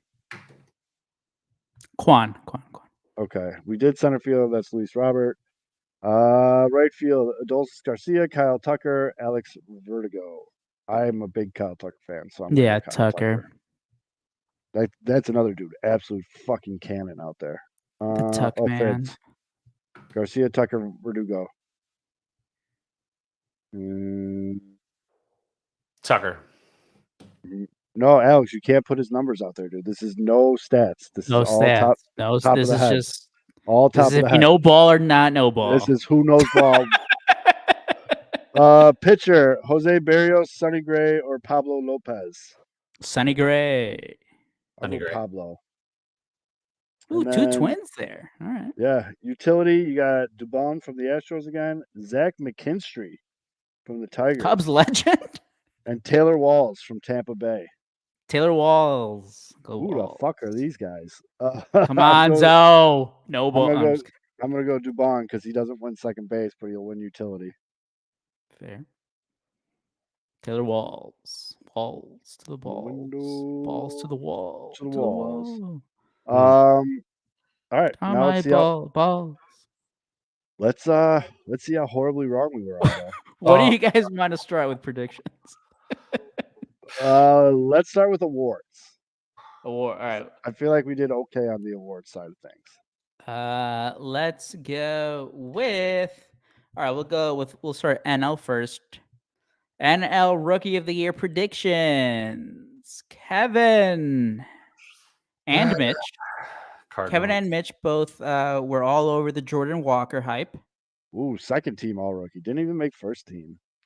I picked spring training legend Hayden Wesneski. We'll just look over that one, and then Zoe picked Corbin Carroll, the favorite. This is the only one I got right. He was not the favorite. He was not the favorite. Yes, I have it right here. Corbin Carroll, FanDuel plus 350. Jordan Walker was plus 390. There you go. Corbin Carroll was the favorite. I use DraftKings. I have it right here. I wrote it. I wrote it. It's written down. Sportsmonitor.com. American League rookie predictions. Let's see. We have Gunnar Henderson from the Orioles by myself. No. Kevin and Mitch again picked the same player. Gunnar Henderson. Gunnar was very good this year. The Orioles are going to be good for a long time. Zoe, you had Masataka Yoshida from the Red Sox, who was having a good season. I think kind of slowed down at the end. Good first half, shitty second half. He made second then I team. picked Anthony Volpe from the Yankees. I want to say he was first team all rookie. He had a good defensive season. He hit home runs, but his numbers offensively weren't that good. Yeah, my guy on the Red Sox made second team all rookie. All right. We did okay. Those weren't bad. Huh? Those were Gunnar might win AL. Maybe. And then Corbin Carroll's going to get MVP votes. Yeah, Corbin Carroll definitely won NL. AL. Oof. There's a couple guys that Josh Young could win AL. Yeah, I think it might be I think it might be him. The funny thing is, I still have this ticket open too. I still have my Oscar Colas ticket open as well. Oh no! I just didn't cash it out, so those futures suck so much because it's 3 months, and you're like it's just there. It just stares at your face every time you go to check your. It's like, hey, you idiot! Remember when you put this bet on the White Sox when you go and check your card for the night? Like if it's college football Saturday, you're looking at like 8 different bets, and then you scroll down and you just see Oscar Colas Rookie of the Year. Like, All right, so for AL, this is NL Cy Young predictions. I picked Max Scherzer, great pick. Zoe picked great pick. Corbin Burns. Kevin picked Sandy Alcantara, and Mitch picked Max Fried. We all fucking sucked on Yeah, that we one. all. Holy San shit. Alcantara is going to get Tommy John, or got Tommy John, I think. Yeah. Build model airplanes, he says. Well, I'm not Corbin buying Burns it. had an Holy he had a good fuck. season, but he wasn't as good as before, and Scherzer just sucked. Max Fried was solid, I think, right? I think so, for a while at least. Yeah, and then let's see, where is AL Cy Young? Corbin Burns was Oh, here we go. Oh, this is what I remember. AL Cy Young. I picked Luis Castillo from the Mariners. Mhm. Not really. Zoe picked Jacob DeGrom. Hurt. Mm. Kevin was really sipping all the Kool-Aid. Dylan Cease. Oof. I remember that. You were very was a proud of homer. that pick. You I were need very to proud of I need that to pick, stop too. doing this shit. I did the same goddamn thing with my fantasy league, and I'm fucked. 'Cause I got Justin Fields, DJ Moore, and Cole Kmet. I'm waiting on Roshan Johnson. Oh, F me. You're Mitch that guy. picked. Yeah. Kevin just picked all the. Well, you picked shitty offense, all the Bears. Yeah, target the Dolphins. Mitch picked Framber Valdez from the Astros. That's Mitch probably wins that one. Yeah, and then let's see. We got. At least I have an excuse. He got hurt. We got NL MVP predictions. I picked Manny Machado with. He wasn't Zoe bad picked this year. Nolan Arenado. With. Kevin and Mitch, again, in tune with each other, picked Trey Turner. Almost. If there was a second half. It was second half MVP. MVP. Second half. I mean, we're talking butt stuff now, but yeah. A little bit of dry, a little bit of rubbing, a little bit of heavy petting, maybe. My I'm guessing title. it's just George Fitz. My Hey, title I'm high for scorer in my one league, even though I had to like drop Justin Fields today and pick up Kyler Murray, and I'm playing goddamn Jordan Love. I drafted that one while we were on this podcast, by the way. So some of you guys are responsible for this shit. This one, I think we were all pretty good. Before getting to the predictions, my title for this was only question about 2023 AL MVP is who finishes in second place, because we all picked Shohei Ohtani. And we're all correct. Yeah. So I got 2 right so far. There you go. I'm taking it. I mean, once we get to some of these, let's see. Okay, now what do you guys want to do? Bold predictions for the teams? Yeah. I feel like I have All one. right, we'll start with the White Sox. My bold prediction. Now, this one we are going to have to pull up the numbers because I want to get any W I can get for these. I said Andrew Vaughn. Ooh, this one's tough. Okay, ignore the first part. I said Andrew Vaughn makes. No. Ignore the name of the player, but somebody. All right, here we go. This is what I get for doing two predictions in one. Wait, time out. Josh Young again, 7-4. Zo's overhit. Oh Carry man, on. I should have bet him as a home run guy. Fuck. All Carry right, so on. my bold White Sox prediction was Andrew Vaughn All-Star. And then he has a better season. He has a better season than Jose Abreu. True. What is better? What is better though? Because better would He had better numbers. The That's ALCS is what that a means. better season than, and having less stats would be a better season for me if I was Jose Abreu. Well, were you Jose doing Abreu is making like first person? $24 million, so he's having a lot better season. Which perspective is it? Jose's perspective? Is it Aldo's? Is it Missy's? I think looking at these, we're all losers. Wait, White hold Sox on. end with a pair of aces. That was, If you're talking about cards they got in a free deck that they got in some sort of like yeah. Were you talking about the queen of the draw? No, the World deck of champion cards they got on the Las Vegas Southwest cases? Airlines general boarding pass. This is what you had. So the Chicago White Sox will have 2 pitchers finish in the top 10 of American League Cy Young Award voting. That was gonna happen. I mean, hey, you went for it. That was bold. That was supposed to be a bold Kevin. prediction. Bold. Like he gets Kevin. here. Lucas Giolito will pitch in the 2023 All-Star Game. Well, he was not bad. Ooh, he was so bad at the end of the year. Mhm. Oh man! All right, Mitch was a believer. Pedro Grifol wins 2023 American League Manager of the Year.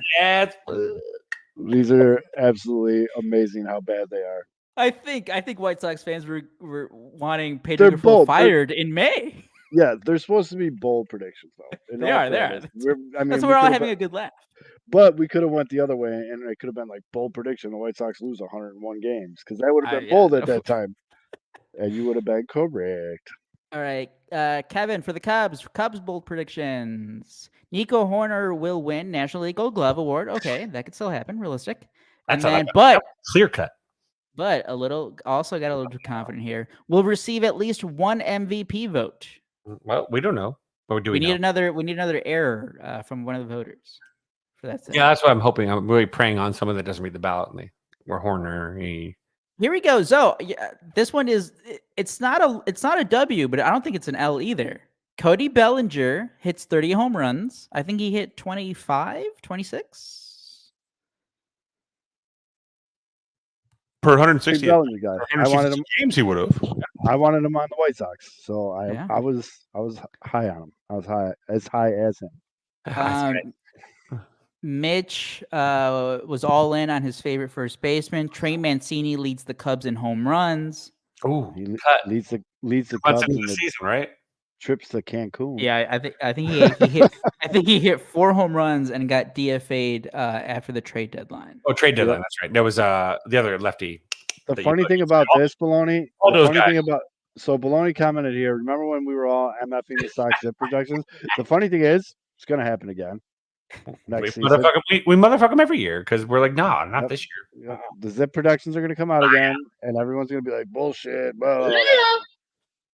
Even though I do anticipate White Sox fans being a little bit more scorned going into this next season. Like, even if they're actually going to get pissed if Zips is like over 69. They're going to go nice, and then fuck you, asshole. Zip, not even close. 54.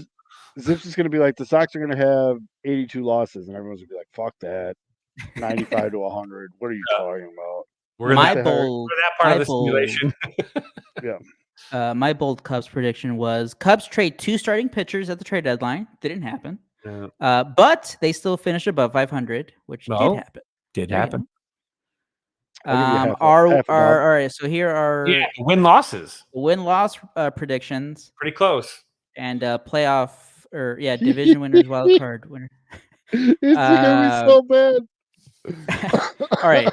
For the Cubs, Kevin and I were pretty close here. I predicted the Cubs 85 and 77. Kevin had them at 84 and 78. They finished 83 and 79. I did say getting 84 wins would get you into the postseason too, I think, or win the division. One of the two. I can't remember. You had them winning the division with 84. Yeah, so 84 wins the division, but I did feel like 84 would have gotten the job done at least for a postseason. Wait a minute. How fucking delayed? You live 3 blocks away from me. How am I this far behind you? I guess we're about to start judging internet services. Yeah, internet speed. Yeah, and Jesus Christ, data plans and cable provider apparently. Zoe and Mitch. Zoe had the Cubs at 80 and 82. Mitch had the Cubs at 81 and 81. And then our White Sox win-loss record predictions. This is where it's going to get funny. I had them at 88 and 74. Zoe at 90 and 72. Kevin at 92 and 70. And Mitch had the White Sox at 88 and 74. We all had the White Sox winning the NL Central. If you flipped all of our AL Central, we'd be pretty good. Nobody predicted 101 wins. No, that's true. American League. So here are our division winner predictions. Astros, White Sox, Blue Jays for me. Zoe had the Astros, White Sox, and Blue Jays. The same thing. Oh, wow. So yeah. So myself, Zoe, and Kevin had the Astros, White Sox, and Blue Jays. Mitch had the Astros, White Sox, and Yankees. Ooh, Yankees didn't make the playoffs. Mitch takes the big out for that. Fuck you, Mitch. Yeah. Idiot. No. Speaking of idiots, here are my wild card St. Louis reports. I had the Yankees, Angels, and Mariners. None of them made the playoffs. Fuck you, Aldo. You guys are welcome. Zoe had the Yankees, Twins, and Mariners. The Twins made it to the playoffs, won the division. Screw you a little, Zoe. Kevin, you also had the Yankees and Mariners and the Twins. Who's copying who there? You guys had the same. I was first with my pick. I put it in the chat. Mine was screenshot around. Bam. And then Mitch was the best at the wild card teams. He had the Blue Jays, the Tampa Bay Rays, and the Mariners. The Mariners We all whiffed on the Mariners. Yeah. Well, Uh, Our special guest last week. yeah, special guest. Check out that episode. Get some Luis Robert trade talk. 2020 or National League wild card. I had the Mets, Dodgers, Cubs. Zoe had the Mets, Dodgers, Phillies. Never met. Kevin had the Braves, Dodgers, Cardinals, and Mitch had the Braves, Phillies, Padres. I think Mitch gets the dub there. Yeah. So who did I pick for the East? Phillies? Division winners. You had the Phillies. Yes. Oh, okay. Yeah. I Man. just thought of something. Looking at our ticker at the bottom of the screen, we won't start it this episode. We'll start it next episode. Any super chat we get for the rest of the month of October, which is what, 2 more shows. Yeah. I'll take that money and go straight to Uncle Bud's and buy tickets for the. There you Cubs Hard go. Oh, there you go. Yeah. Ooh, I have some more. So these are just predictions I wrote. Unless you super chat us specifically saying a bottle of Malort that Zoe needs to send to Fids in Vegas because there's no Malort out in Vegas. That you can compartmentalize. Still got to figure out how, because I got yelled at last time I tried to send a bottle of whiskey out of Chicago. You really? Yeah, though you can't mail liquor. God, Yumper sent me God bless Yumper. He sent me like 4. Well, he sent me 3 bottles. One was broken, but I poured into the other. No, and I'm pretty sure Yump used a local service and had it delivered. Yeah, he did. It was awesome because there was like I didn't mean to, like he complained because one of the bottles of the 3 were broken, so they sent a whole 3 bottles again, but it was only 1 broken bottle. So there really theoretically was 5 bottles of Malort that lasted me like a year. Well, there you go. That's all I got to do. That's funny that you say that because the guy at the UPS store yelled at me, and I was just like, "So what do you want to do here?" And he's like, "This is a really cool bottle of barbecue sauce you're sending to your friend in Florida." I was like, "What?" He's like, "Cool bottle of barbecue sauce." I was like, "Yeah, it is." Somebody send me some barbecue sauce. It took me a minute. Olive oil actually makes way more sense, but yeah. I have some more Cubs White Sox predictions. I wrote these. Sorry. We were staying on task way too long on this. Thanksgiving Malort seems very important to me, so we do want to. We stayed on task for like a full hour and 15 minutes. Although we still haven't done smasher pass with. I just wanted to read it because this one, looking back, because it was the year-long joke for the White Sox. I wrote this back in January. Tim Anderson and Andrew Benintendi combined to hit 25 plus home runs. How many did they hit? 3? Pass. Who said that? Who's predicting? That was me. These are all these are mine. I whiffed. I whiffed on that one, but I did say Yasmani Grandal was going to be bad. He was. Sometimes you swing hard. Swing hard. You come out of your shoes. Mike Clevenger will pitch fewer than 130 innings. He pitched 131. He did. Luis Robert makes the American League All-Star team. Bang on the banana. Smash. What else did I get here? Oh no! But at the end of this, I was like, I still think the White Sox are going to remain a healthy team this year and win the AL Central. Smash. Oops.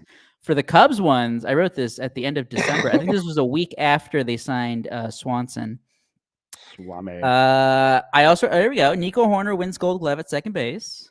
There you go. Seiya Suzuki hits 25 plus home runs. He hit 20. Close. And he was hurt. And he was hurt. He was benched. Let's see. I mean, dude, I was all over. Hayden Wesneski, Rookie of the Year. You guys fucking made shirts, dude. Nobody bought a single one of those except for me. Here we go. I did. I mean, these I was all over the Cubs, guys. These were my last 2 predictions. The Cubs finished in second place in the NL Central. Oh, close. Smash. Yeah, they were in second place. That was bang on the banana. And then the Cubs win 85 games, but missed the playoffs. What is this? What? I was right. Mm-hmm. So, holy shit! I didn't even notice this. These Bears fuckers fucking up again. These Bear fuckers. I know. What? What happened? What happened? Did you not read Missy? That's not with StreamYard. Let's see. Let's go into YouTube. Oh yeah, we don't have the tab up here anymore. Dude, the Bears fuckers. No, that's not. Can't be. That's YouTube. That's our channel. Super That's- chats are on YouTube. Yeah. Super douche YouTube. Well, we'll get to the bottom of that. We will figure that out before next week. Dude. But also shout out You can to the Venmo. homie. Never Shout out to we're not doing that. Shout out to the homie Candace Parker. I didn't even realize she was on that Vegas team. She is the first Yeah.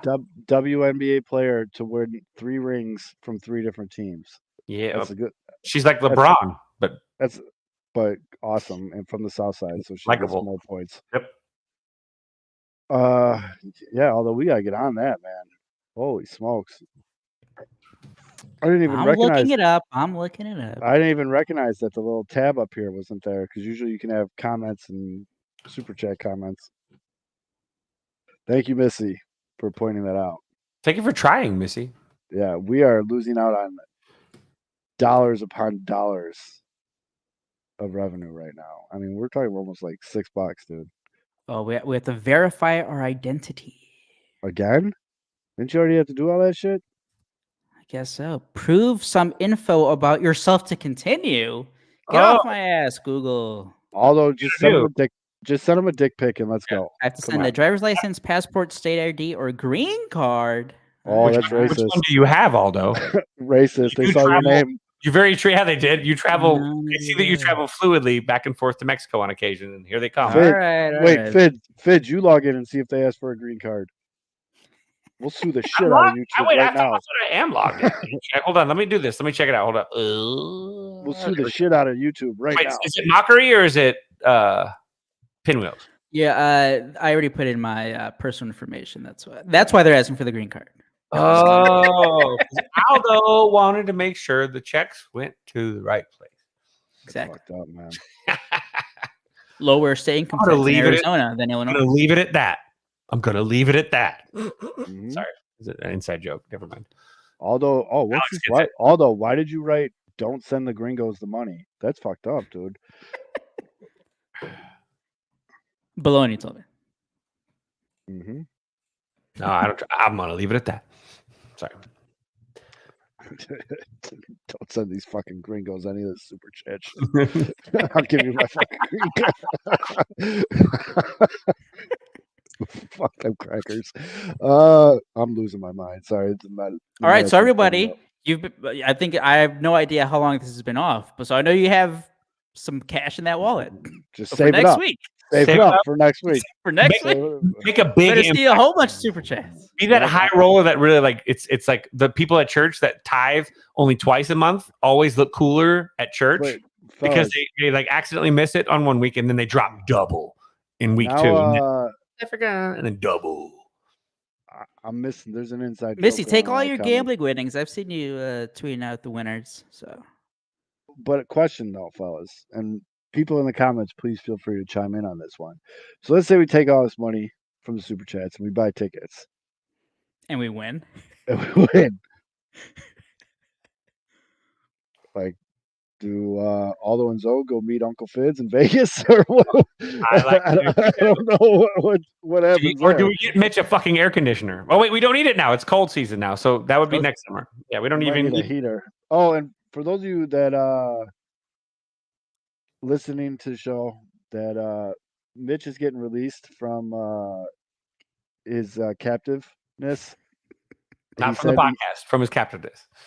He has assured us that he will be on the show the next 2 weeks.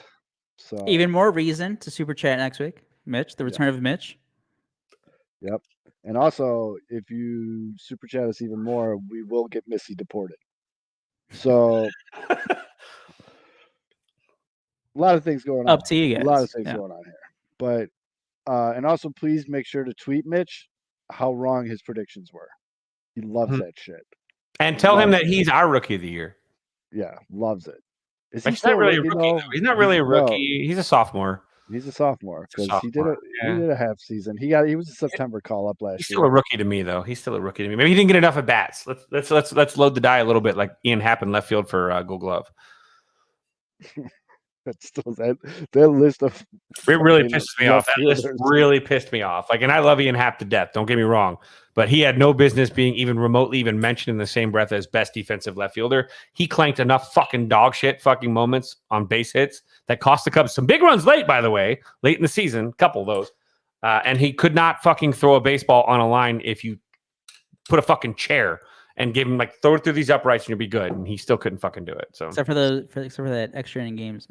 Milwaukee. ooh, okay, whoa. Both teams are in Arizona, correct? There you go. Oh yeah, shit. Aldo, now we're sleeping on on your Aldo. floor. Let's We go. can put it on. We can put it on red at Talking Stick. Yep, and then we'll get a hotel room and make Mitch sleep on the floor. So He gets stuck in a room that has a broken AC. yeah, that'd be awesome. We specifically request that. We're like, You have you a guys have a room- room with a broken AC. No, you that's guys got no a- problem for us. You got We'll a take that fucked up dispatch. room that's like shares a wall with your boiler, but the AC doesn't work in In the Arizona. basement. in Arizona. I was told that I could collate at a reasonable volume. Like it's a room like you don't. It's like a utility closet, but it's got like a fold out bed on it, like a Murphy bed. Have you ever seen the movie? What is it? Is it Bad Words with Jason Bateman, where he does the spelling bee as a grown adult because he finds a loophole that allows him to compete in the scripts thing? Yeah, His hotel room is literally the custodian's closet. Like it's hilarious. You get He'll get slayed, but- the ice machine on the floor is broken. You can't get Yep. ice. and it like leaks under his carpet's like not wet, but it's like just kind of wet. It's like damp. super It's just annoying. a little damp. Damp. mildewy. There you go. Damp. And we Yeah, or every time Mitch complains it's too hot, we just go. just a stink of mold, and then we'll go to the pool. Is Mitch 21? Yeah, Mitch is 21. Finally. I think so, right? Yeah, he's got to be. I Do you don't know, remember when he got in trouble for but- drinking on the podcast? yeah, ladies, he is available though. So we'll Available. wingman the shit He's out gotta of be it like from next time out. 23, right? He's 23. I think he said, I think he's 23, 24. 'Cause I think Yeah. he graduated like what, a year and a half ago? Yeah, he's got to be like 20. Missy, Well, how old is he? I know you got his calendar, the 12 months of Mitch on your wall. How old is Mitch? We Shit. will. Oh, we need a calendar 12 months of Mitch, though. We're going to sell that We could sell that, and we could donate that money to that same cause. to Mitch's air conditioning fund, except he sweats in the pictures, at least. Add some glisten. See, if Mitch was smart, he would save all his sweat in a container and then sell it. There's some Or just freaks like- out there. Right? The people that are buying farts Yeah. online. Like, that really is happening. That's Or just like wear the same shirt for like 2 days and let it soak, and then like preserve it, and then sell it. Oh, Alex. Oh, this is a 23-year-old bachelor's house, though, man. You've got like a TV, maybe like a lazy boy, maybe a 2-person couch, probably a couple like dinner trays that you can like eat and watch TV. There's a can of Chef Boyardee that's been there for like 7 years. SpaghettiOs, it's got man. SpaghettiOs. Cold SpaghettiOs. It's got its own like little like universe underneath the lid because of like mold and fungus. They've developed into a utopia. Something in the this is- fridge that's probably moving. It's definitely organic. I am on drugs. Yeah. I feel so bad because I'm gonna do this. Make Mitch like carry the audio equipment. Be like, we don't need this shit. We use laptops, you weirdo. Kevin brings his entire setup with the Yeah, I'm like, Yeah. I bring like a roll-in suitcase. Like, bitch, sorry, dude, you're the young guy. I got a bad back and shit. You gotta carry this shit. And then we Bitch, get get there, my we just all pop open our laptops and put on our headsets. Like, what are you doing? we just have dude? We like the don't mini need any of that microphones. shit. That's what we're holding. Pretty much. Yeah. Mitch has like 50 pounds in his backpack of stuff we're not using. How much do you think Mitch is going to go back and listen to this and realize that we've been He shitting won't. on him for a good not- seven? Mitch doesn't. There's no way Mitch. An hour and a half into this. I gotta ask you guys, do you guys listen to our show? Like when we're done, do you guys back and do you guys like I played used on the way to. work. I played on the way to work. I won't lie. But And I cringe a lot. I a lot. hate the sound of my voice. I Like, think that the only hate the times sound of the podcast comes on for me is if I'm listening to something at night, I fall asleep, the episode of whatever I was listening, and then like this comes on after, Yeah. and then I wake up and I'm like, why the hell is Zoe? What? Zoe? What? Whenever I need to remind myself to not get too drunk on the podcast, I have a couple of I just hear the NASCAR minute music. I'm like, what the to it. fuck is going on right now? I myself. I make sure to download and like and all this shit every episode, but I try, dude. I really do try, but I hate the sound of my voice, man. Well, when you've listened to it, so you know some sections where you're like, that was kind of like, but you're like, this was a funny. Fast forward, or you do like 1.5 to. I'm not even a big fan of this new headset because it's like noise canceling and I can hear myself more. And I'm just glad that hate that self-conscious thing isn't just a me thing where you hate listening to your voice. Because I always thought that was just like not a lot of people. I'm pretty sure there's like a study that a lot of people hate the sound of their own voice. Yeah, Missy, it never sounds how you think it sounds. No, Missy, you were absent apparently when we mentioned that we're going to do a 12 months of Mitch catalog calendar. Excuse me. So, you ready? Can you sell those for us? Like Amway?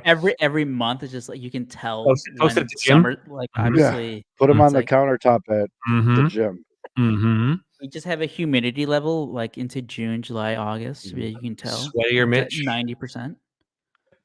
Yeah, we'll tell Mitch that like we got to paint our faces or something for a White Sox bit, and when he shows up, you're like, "What are you doing, you fucking weirdo?" Shows up. It's that guy that shows up. Wait, you said biker? I thought you meant biker, and he shows up like in spandex and I do wonder though. Tour de France gear instead of like leather and motorcycle stuff. I do wonder if Mitch could pull his big J journal weight around and get us credentialed. You probably could. What, in Arizona? Yeah. Why couldn't he? I don't know. Just be like, I'm covering the Royals spring training. So say if we're all there in the same place, I have people that can forge that. Come on.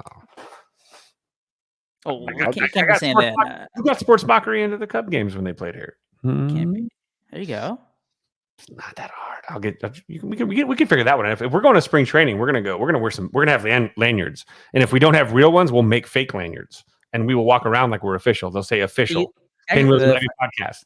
The funny thing about me living down here in spring training, because I was pissed off at the Cubs for a long time, their ownership. I didn't want to give them any money. So the last spring training game I've gone to was March 2018. Funny enough, I saw the Cubs versus Japan Seiya Suzuki that much. But looking back at the box score, I'm like, wait, I saw Seiya Suzuki at Sloan Park. Yeah, but the big one though is two things we absolutely have to do. One, we have to tell Mitch that we're all like painting our bodies for a game. And then when he shows up, just be like, "You fucking dork." And then two, matching shirts too. Like, so he wears like we tell him we're gonna alternate white, black, white, and he just shows it in black. Like, Mitch, no, what are you doing, dude? And then the other one, we're gonna spell out some word, and he brought the wrong letter on his shirt. We spell out Ing, but it's just Mitch with an N. Like, Mitch, what the hell are you doing? That one might be a tough sell, but one that I think we could get him on is like if we say we're going to go to like a super fancy dinner. Yeah, like tuxedo t-shirts. Fancy, like tuxedo t-shirts for everybody, but he wears the tuxedo t-shirt, and we all got to tell him he's got to dress to nines, like full suit, dress shoes, no hat. Like he's got to be dressed up, and then we go to like Applebee's.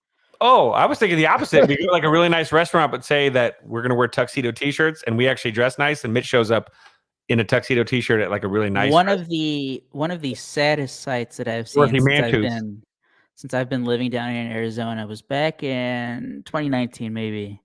There is a bottled blonde down in Scottsdale. And I was out there. You gotta live it up.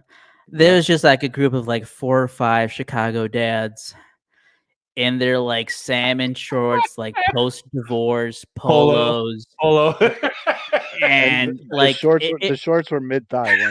Were they wearing Crocs or were they wearing I don't know. It was probably like the boat shoes probably. But it was like or like those loafers. It was that time. Yeah, I think it was like the loafers. It's like that time at 10 p.m. when like the regular restaurant, bar and grill transitioned to like club night. And you just see them like at a booth and they're like, "Yo, what are you guys still doing here? Like, come on, go talk to your kids on FaceTime. Why are you here? Dude, go to the Bellagio, go to the Wynn during March Madness on a Friday evening. You will see these. That you just described literally every high roller in Vegas who literally rolls in. And Vegas used to have a dress code too, by the way. This is great because it pisses off the old heads. But dudes that roll in like in their their Crocs and shit. People get so mad. Like, but I remember back in Vegas when we did. Yeah, you know what? That guy makes like 4 times what you make. So if that guy wants to wear like a sock on his dick, he can walk in here with a sock on his dick because he's worth like 5 times like your net worth. But if I ever became like a really rich guy like that, dressed out. I would go like the Adam Sandler route. Yep. Like I'd wear basketball shorts and a t-shirt everywhere. I hate dressing up. If I go rich guy, you guys like are never gonna hear from me ever again. Well, that too. I don't understand the people who are like the rich dudes on Twitter. You What mean are like you doing? you like Elon Musk? What are you doing? Like what? Like dudes that like flex their money and shit like that. I don't care. If I was like, fuck you, rich, bye. Like I'm not having a phone. Like you guys never hear from me again. I'm gone. Would you say that Jax and No. Brittany flex or don't flex there? I don't think they got it like that. Are we gonna get a Vanderpump? What were we gonna call it? Oh yeah, we gotta do that. So You ready, FYI, Zoe? You ready, Zoe? I am gonna make Zoe jealous because there's a potential that well, there is a couple things that happened like right in succession today actually. But I am going to Nicolas Cage's son's album release party. Still didn't even know he was a musician or he had a song. Weston Cage is everything. Weston Cage is a mixed martial artist. He's about to release his own form of martial arts. Oh, get coming. He's a fantastic actor. I'll say this though. He definitely is engaged. He is hitting way above his pay grade. Ermelinda, our friend who is actually with him, is absolute gem of a person, and she's gorgeous. But I am now at step 2 on my best friend with Nicolas Cage ordeal is we're going to hang out again, and I'm super excited. So Fid sent me a picture. Can confirm that homeboy outkicked his coverage by a lot. Way. Like not even in the same ballpark. Weston Cage wears a mask that looks like a Mortal Kombat character. It's like a gold spiked mask, like Sub-Zero wears. Actually, you saw it on the picture, didn't you, Zoe? Yeah. He's got to be into that kinky shit then. He's actually a really nice guy, but his public persona and then his regular persona are very different people. He's actually a really nice guy. He's almost like a theater teacher. To be honest, that's what I got theater teacher vibes. That's what he's got a 50 Shades of Grey room. And also, you're talking like a theater teacher's a normal person. Well, no, nothing out of my mouth said that Nicolas Cage's first son is normal. But the key is, you and I are be friends. Introduce me to Dad, and then Dad and I are going to be best pals, and then we're going to he has that little lever in Quagmire's house. We're like, absolutely, yeah. To this comment from Baloney, where he said, I told my wife, unless I'm going to a funeral or a wedding, I will never wear dress shoes again. Pretty much, you could add court to that, and you could also add, like, sometimes for work, I have to wear dress shoes. That's like once a year. But yeah, dress shoes are terrible things. I went to a wedding Friday night. My what is it? The second toe is swollen still because I danced a lot in dress shoes. And yeah, I'll do it. I have my toes longer than my big toe.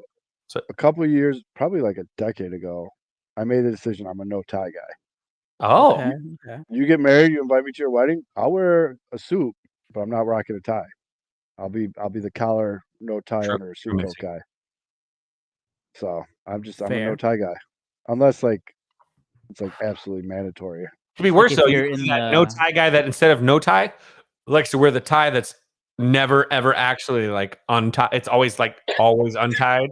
Or like a bow tie that's never tied. It's just like you. Yeah, like and I mean, I don't at the wedding. And I don't. The only time I've ever wear bow ties, I'm on a couple of Kentucky Derby parties where I'll wear a bow tie. But I'll never be the like Bolingo, the mock turtleneck under a suit coat guy either, though. Turtleneck. It's almost. You know what I'm talking about? The mock, the triangle. Yeah, the Tiger Woods golf shirts that like look like you're being choked. Like the shirts that like come up here and they're like this. I mean, that's a slender move. That's a slender guy style right there. But also, like, no, it's actually if you get it tight enough, it actually keeps all the man boobs and all the whole point about being a no tie guy is I gotta let this breathe, man. Exactly. No, I'm saying that's a skinny dude move. Like you can't be. I'm not rocking mock turtlenecks. It's fucking apple. Look at that. Whoa. That thing is a fucking like. Clip that. Somebody clip that. Yep, clip that. Clip that. Look at that thing. Sorry. Oh boy. I could never change teams because it would be a dead giveaway. Nope. 100% no tie guy. So if you guys ever, and anyone listen, if you ever invite me to something formal, this is just your notice in advance. I'm not wearing a tie. So when we go to spring training and we tell Mitch that we're dressing up, we're actually not going to dress up, and you're not going to wear a tie. Either that, or we go the other way and we tell him dressed we're going. We just tell him we're going to McDonald's or something, and then we go to like a Michelin star restaurant, and he's like shows up in a t-shirt and like cargo shorts. Oh, we should do the classic you're paying the bill prank. He would big if true. But it won't be a prank. He'll actually have to pay it. Yeah. The kid can't afford air conditioning. You think it's a prank. That's the prank, is that he thinks it's a prank, but instead it's like, hey, no, he really does have this. He's going to wash dishes. Let's go. My parents scarred me when I was a kid. The dishwashing thing. My dad said we couldn't afford the bill, and I was like literally in tears, thinking at like age 7 that I had to do the dishes. Kevin will get a comp for us. He's got. Hi. If we go to what's it called? What's that one fucking place? They have one in Vegas, and they have one there. It has fire. What is it called? It's at the fireplace. Firehouse. No, it's called 48. It's called 48. Fire meats. Fire meats. No. Toca Madera. We have a Toca Madera in Scottsdale, I believe. That was the next thing I was going to say. I have some friends that actually work. I've gone to Toca Madera a few times here in Vegas, and that's where I have the sword swallowing fire eaters. Okay. Maybe. I just want a steak, dude. Toca Madera has some okay food actually. There's a lot of good food in Scottsdale. Let's be honest. We don't want to go to. I think I've been to Arizona twice, and once was I played golf, got off the plane, played golf, got back on a plane, and nice. Once it was like that's the perfect Arizona trip. They have a. I've worked my way up the corporate ladder in my day job enough where I do one of those type of trips probably like every other month now, where I just fly somewhere, go play in a golf outing, and then I don't even stay the night anymore. I just go right back to the airport and just come home. Because they're called Fat Ox. That's really good. Oh my god! Nice try, Jordan. Jordan just got pegged at home by like a football field. Was he Nick Magical? Yeah. Oh. That was a guy who has a dinner reservation. He's like, all right, guys, this game's getting a little. Guys, we're up 3. Zone got us over. It's like I got a steakhouse reservation like in 20 minutes. They got flaming. I got the private room for us. Dudes. Come on, let's go. Yeah. Ryan Presley's gonna come in, shut this shit down. We're good. Vamonos. But I completely forgot what we're talking about now. Well, how do you know? Oh, it's because we're gonna get super chats turned back on. Oh yeah, talking about what we would do if we won. Right, we go to spring training. I said Vegas, but then spring training came up in the chat, and that would actually be good for the show. Vegas after this, maybe we do a super chat spring training fund after this. After that, or we just make Mitch show Nip for spring training money. I mean, that's also a faster way. That's a fast track, if you will. We'll get plenty of tips when we see his nips. Nips for tips. Oh, nips for tips. That's new to NASCAR. Oh, full circle. Remember we were talking about your students? NASCAR nip it. He does it with his shirt off. What's wrong to call a Japanese person? NASCAR nip it. I need a 2-month suspension from this show. This is fucking ridiculous. Shirtless Mitch doing the NASCAR nip it. Let's go. Holy smokes. It's marketing. This is why you stay to the end of the show, ladies and gentlemen. when the Claude de Bois hits. You missed the goal like this. But I don't know. We probably, it depends on how big the prize was too. I mean, honestly, you guys from Chicago, you from Chicago and Mitch from Shit Lewis can really probably get a westward Arizona flight on like a Southwest or a Frontier if you guys are like not too bougie and you guys just bring a backpack and some jeans. Get out $100 a piece round trip, probably maybe 150. The problem with that plan is I'm not flying Frontier, but I'm not a bougie person. Not a bougie person whatsoever, but Spirit and Frontier. I took Frontier to the World Series. I literally had a backpack. That's all I had. Wore jeans. Got off the plane. Didn't sleep. Took the red eye. I don't even mind about like a lot of that shit, I was but like shit though. the seats are so uncomfortable, man. I It's have never literally- been on it's- Frontier or Spirit. It is. Edibles. It is. Spirit, literally, their seats are Spirit like we sucks. took a Spirit 2x4, cut it into quarters, put the quarters like Yeah. stack them, and put like a fabric on top of them, and called that. Frontier has movie theater seats. Like it's there's not great, but I can handle I can handle Frontier to like Denver in San Francisco. It's like because it's like an hour, but the Chicago one's not too bad. It was kind of crazy. A true story. Because Frontier puts animals on their planes. My flight to Chicago for the World Series in 2016. Is that why they're called Frontier? Yes, and they're actually I think stationed. Chicago I think is their hub. Well, no, Denver's their hub. Excuse me.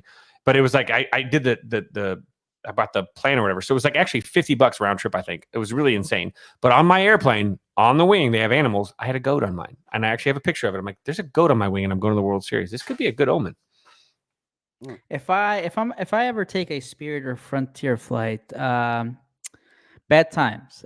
We really have to get the super chats up then. Yeah, Spirit Airlines motto should literally be Spirit Airlines. We make Allegiant look good. I am not doing that. Ever. Yeah. Fine. We'll do Jet Suite X. Let's go. Jet Suite X.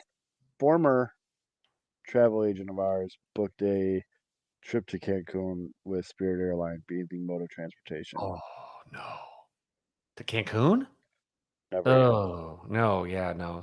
That's like, for here, if I ever took Spirit, it would be because I'm going to LA.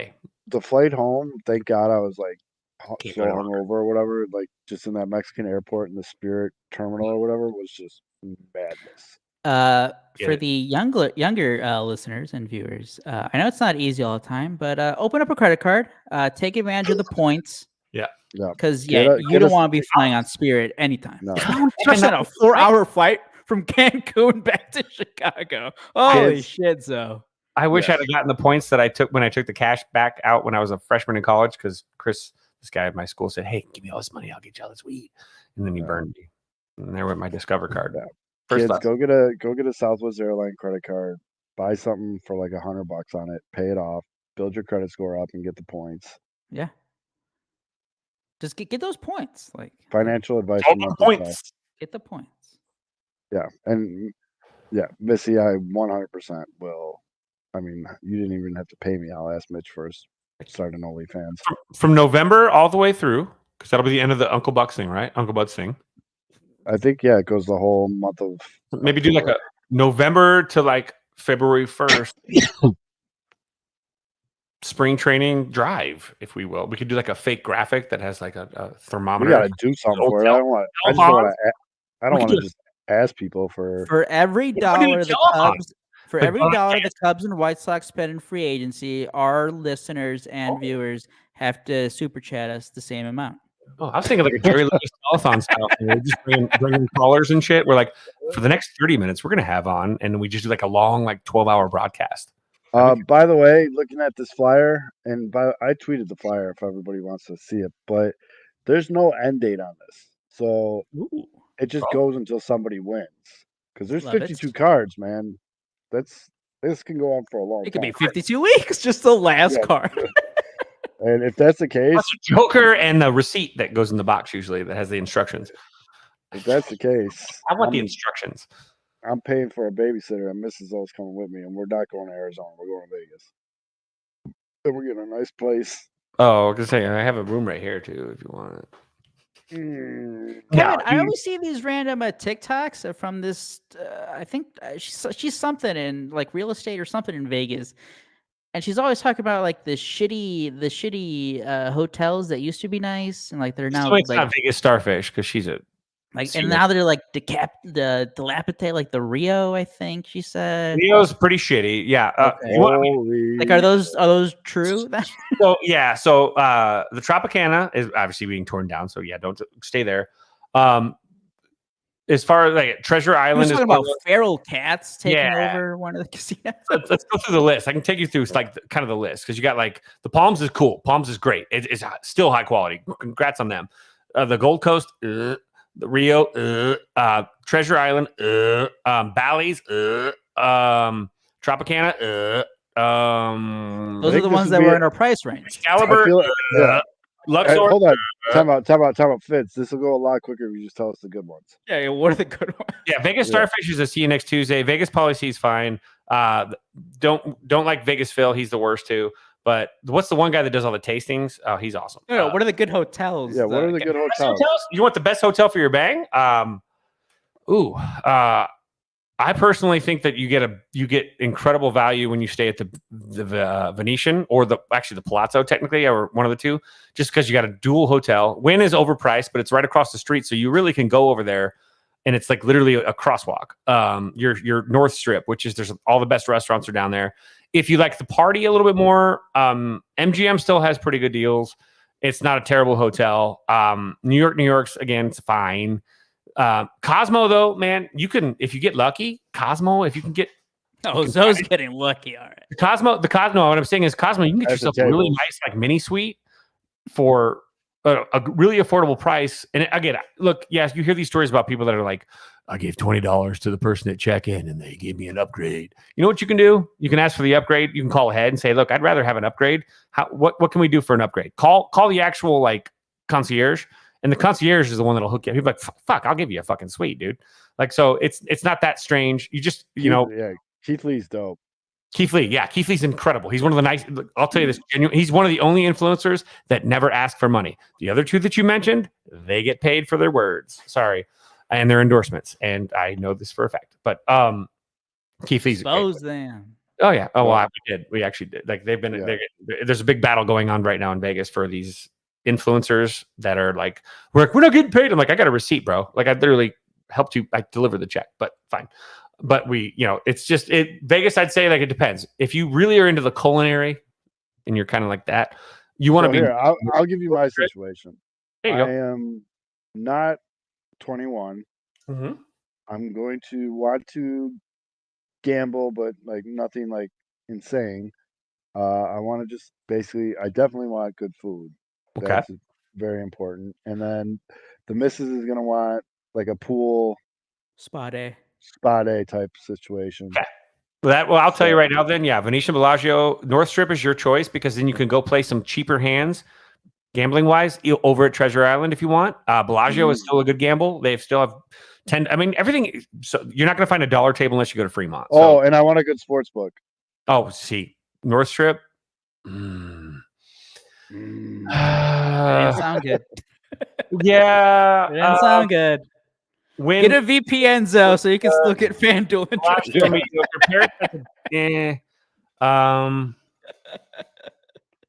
Oh well, Caesars is central. So Caesars is not far from everything. So Caesars is actually their sports book's fantastic. I've stayed at Caesars. It's in a good spot, I think. Yeah, Caesars, and it's actually they're almost done with the renovations. They've been working on for like 3 damn years. So it's actually really nice over there right now. So yeah, we would 1,000,000% have to go to the Vanderpump. Where do you think we're going to dinner in a couple weeks?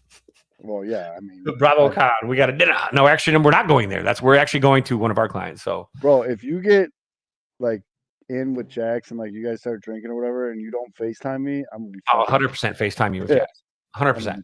Fucking pissed if that doesn't happen. No, that'll happen. Letting you know right now, I'm gonna be very upset. Yeah, Carrie was really super stoked because she likes what's her name, Brittany. So they had a good time in Cabo together. So it's just like I am gonna tell you right now though, when Jax gets on FaceTime, I'll be like, bro, you know I'm the main guy in this group. I'm saying that to Jax Taylor. I'm going to bring up the fact that you talked about him being an underwear model with your flow chart. He's going to love you for that because I actually told my students about your flow chart. Your flow chart was damn impressive. You put a lot of time in it. Oh, you didn't? I thought you made that. Oh well, fuck you. I googled that shit, dude. Come on. I thought you made not making a fucking flow chart. I was like, God, I go, this motherfucker. I mean, he made a flow chart. Like he did like now I feel used. I googled that shit, man. You didn't even give credit to like you didn't even like put a bibliography or I don't know who the fuck made it. Plagiarism, man. I literally typed in Scandival flowchart and like there's I'll still tell him you created it. Shh, there was like 100 fucking results too, man. Like it was like disturbing. I thought you frizzied the shit out of that, man. God dang it! I'm so like I feel bad. There was another one on. Steven. There was another one on Reddit that I almost used, but Not alone. You Yeah. are not alone. I didn't. I never claimed got that I made that. You go all over. just assumed this. I'm glad I cleared the air here. Yeah, Like, I literally- feel like this is a big news. This is a No, plagiarism. if you just Google Scandival flowchart right now, it's like the second. Google anything. 1 million results. Really mad at you right now. Really I mean, mad. if it makes you guys feel better, you know what? Yeah, I made it. Told this story like, oh, I feel terrible now. I feel like a fool, Steven. All right, so Penn State, Ohio State. Who you got? Ooh, I think I got points. Okay. Ohio State. I'm thinking Kevin, taking the alright. over. I I like this. I We're in the have gambling already aspect bet the of the over. show. I think I'm the over. I'm hot right now, boys. The phone it's hot right now with the gambling. Oof. You know, college football was so good to me last weekend, and the NFL. I cashed out at the wedding, thank God. But all my leftover money on NFL stuff got fucking just swallowed up into an abyss of loss and The pain. 49ers ruined But so I many cashed out. parlays and the Eagles this weekend. It was Oh, it was silly. unbelievable, dude. It was unbelievable. I lost 3 different good-sized parlays, each of them by 1 leg. Yeah, And oh god, I was. I'd say college football has been better to me than NFL betting wise this year. Well, college football was great. The Oregon Washington game, that was fantastic. Over UNLV. easy over. UNLV has been a winning bet all year. They're 5-1. Are you kidding me? They've gone to a, what, like 3 times in like 70 years. 1 more win. So They only lost to far, Michigan. Hey, to be honest with you, I'm making more off of the MLB playoffs. Nailing that shit. well, And Junks also, run. Jeez. I took Jacksonville State +9 last night. Oh, nice. Oh, With let's a go. backup quarterback too, right? Isn't what's his name going to play? Probably. I don't fucking know. Isn't it think I Blaine watched that Gabbert? shit? Isn't Blaine Gabbert playing tomorrow night? Do you From bet? Jacksonville State? Oh, Jacksonville State. I thought you meant the Jaguars. Jaguars play What? tomorrow night. The Jaguars play tomorrow night, and Trevor Lawrence is probably not playing, so it's Blaine Gabbert under center. Oof. So I bet against the Jaguars, Jacksonville, but Jacksonville State Under. What's the under for Saints Jaguars? Or, I mean, basically, I'm pretty sure if you like bet $100 on the under for every Thursday night game this year, you'd be up a couple grand. Except for the Bears last week scored. Oh yeah, the Bears against what? Most teams in the NFL this year suck. I've noticed. There's a lot of bad I've teams. noticed that I've been captain props this whole season, and it's paying out well. Yep. I did what was it? Eagles, Jets, like halftime Eagles. bet live under, hit easy. Live betting's Raiders, been good to me. Patriots, live under, easy. These teams suck. What was I going to say? Live betting's been good to me, and then again, live betting's the best. I am all props. The funny thing about live betting, you always think you can be quick, but obviously we're watching the games and there's like that delay. Yep. 'Cause I remember the Thursday night game with Chiefs and Broncos, and it was the second to last drive. And I think the Chiefs were still covering, or they're like they were up by 7 or 8, and it was before they hit the field goal, I think. And I was trying to get live like -8.5, and like I had my bet in, and I was ready to hit it. Like it was mid throw, Patrick Mahomes to get a first down, and I was like, all right, I'm gonna do it, and it's like, nope, like they're on it. I was like, fuck, too fast. Jesus. So we need to play Mark Davis dancing. We need to. Who sent me that? I did. Does Mark Davis have a hot girlfriend? He owns the Aces. He owns the Aces. Yeah, I know. He's a world champion now. Mark Davis is a world championship. And his dance moves are awful. And they make Ted Lasso's dance moves at the season premiere and the season finale, by the way. That's another thing we need to talk about, but go ahead. What's worse, his dancing or his haircut? I was at Walmart with the fam last night. We Coach. Someone called you Coach tonight. And we walked past the costume aisle, and the first costume there was Ted Lasso. But it was basically just the jacket and the visor. I'm like, I can just get that right now and be Coach Beard. You're in. That's it. Be the easiest costume ever. Well, you know it's a costume now, 90s. So Carrie and I are debating. maybe you guys in the chat could help us with this. So we have a couple choices right now. We're debating Allen And Weird Barbie as a date. I'll be Alan, obviously, and she can be Weird Barbie. So from the Barbie. Did not see the Barbie movie. So have not no seen the idea, Barbie. If you haven't no seen idea that, what you're if talking you've seen about. Barbie, you know that Alan is awesome and that Weird Barbie is hilarious. But there's a second one talking about I going have as to watch Taylor Swift and Travis Kelce. I will be Taylor Swift and she'll be Travis Kelce. That's funny. Do that. So Don't do guys- the other one mainly because I have give me no some idea encouragement what because you're I would. talking about. I also will then need to be given what style of Taylor Swift, right? That I'm supposed to impersonate. Era, Fids. Era. Get the fucking lingo right, dickhead. It's era. Whatever. All I know is I can't fucking see a movie in fucking IMAX or fucking Dolby while she's fucking released her movie because it's all taken. You Yeah. should be Oppenheimer, and then your fiance can be like one of the like Barbie. 20 broads he was banging behind the scenes. Dude, he totally banged a lot. I agree, Alex. Everybody is going to be Kelsey and Swift, but if you put the spin on it where you're Swift, Roll reverse. yeah, Nobody's gonna roll up like how many dudes Ooh. are gonna roll up like Taylor Swift? I'm comfortable. Bring with back Joe Exotic, and then one of you can be a tiger. Bring that back. there you go. No one Mm. that That was it's 3 years old now. It's funny back if you bring it back. That was from 2020, wasn't it? But back to what you said, although how I've dressed up like David Lopan, Pee Wee Herman, Harry Carey, E.T. yeah, Fidge, you text me the I other day. don't It's like, do you want to update your picture because of your Oh yeah, I Apple have ID? Pee Wee, And I have it's- Pee Wee it's on my Pee Wee- picture. it's Yeah, you that's as Pee Wee Herman. I'm like, right. but Good Pee Wee too. Cherry. my The one my- time that Pee Wee my had vote- sex with Cherry at the end of the night. I mean, my vote is for you being Taylor Swift and her being Travis Kelce mainly throw because some ideas though. Give me I some don't know ideas. the Barbie movie and I'm never gonna watch it. Dude, you would. You'd like it though.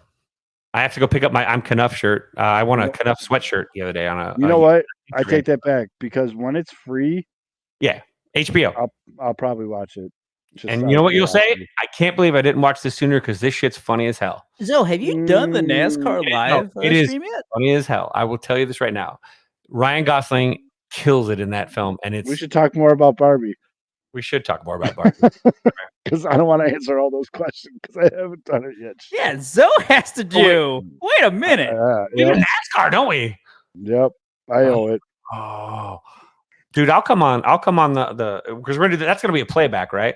It has to be. Has to be a playback. So I will come on. I will help you if you select a good date for what you're gonna. It's a Sunday. I mean, the playoffs are almost over for NASCAR. I don't know NASCAR schedule. Mitch, if you're listening and you're not, damn you. We got to figure this out. We should have done Vegas. Definitely not. Mitch is Should've done definitely Vegas. not with it. Oh, Fidge, you should be Mitch for Halloween. People, what if At my least- fiance- what's my fiance gonna dress up like? An AC unit. A meth head Hey! from Missouri. You get all sound effects. I just hit all the buttons. I didn't know which one was which. So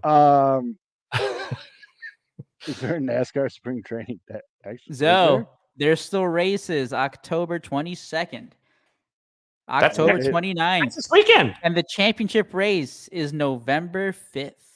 Let's shoot See- for the championship. Can't do this Sunday. Big day, pumpkin patch. Might go to Bebet's. Beyond. I don't know if we're gonna have enough time, but Very nice Frank the Tank reference. yeah, Street. we'll shoot for the championship. Which Dude, ironically, if is you in do the Cleveland. championship, that means that Monday, right? That's what is that? What is that? November November 5th. 5th. Is that a Monday? There's no way it's that's Sunday, a but Monday. I'm saying I might take a sick day so that I can just Oh, get on here while you're doing this and slur the But shit out of it. I told you, like that's the weird thing is like I don't really drink like that anymore, so I'll have to figure something out. Well, what better time? November 5th is also when daylight savings time ends. Yeah, We backwards. lose an hour. Fall back. You No, lose it. we gain an hour. No, you gain an hour. Yeah, you fall back. back, bro. We get an extra hour.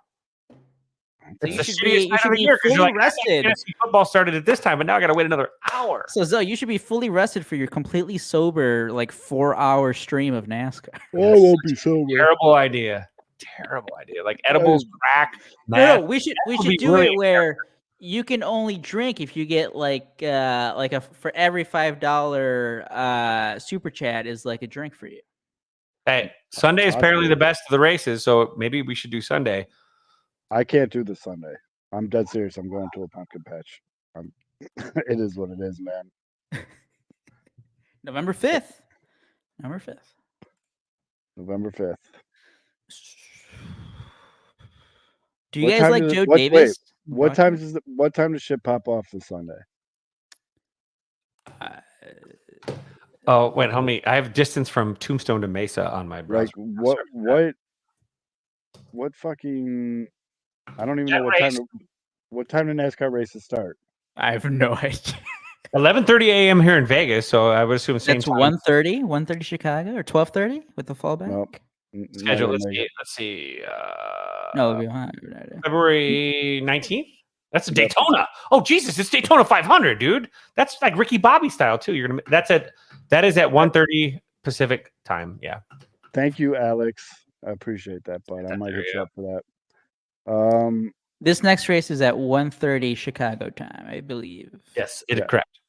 Definitely cannot do this Sunday though. The more I think about it, because that's not happening. NASCAR. What are you guys doing? This is football season. You can't be having your playoffs on Sundays during. Yeah, that's the. I'm thinking about this too. Like, I'll put it on one TV, but Red Zone's going on. Red Zone's going on the other TV. We have Red Zone on the playback, but you're just watching. You just have it on your actual screen behind you. That would be cruel, an unusual punishment. Like that would break the Geneva Code or some shit. Oh, what happened? I didn't even realize that we're already 2 hours and 15 minutes deep here. I think the last 45 minutes have been. Well, Zoe, you spelled it out just how it was going to go. Playoffs, awards, bullshit. That's what we did. Eyes up front, camera. What the hell's going on? Oh, something's popping up for Kevin that the camera's focusing on. Mm-hmm. All this NASCAR talk. It's still following your head. Now it's at the ceiling. The fuck? Later, Fids. There we go. All right, folks. I'm wrapping this shit up. Sounds like real. I'm tired as fuck. So that was fun. But yeah, we'll get super chats turned on by next week. Yes. So for Fids, Aldo, I'm Zoe. Yes, that is a Jay Cutler jersey. And next week, ladies and gentlemen, bring your ideas for Halloween costumes for Fids. Yeah. And it's got to be a couple's costume. Yeah, couple's costume. Realistic, but think throwback is good. Has to be inappropriate. Obscure as hell is even better. Look, I've dressed up like I said, David Lopan.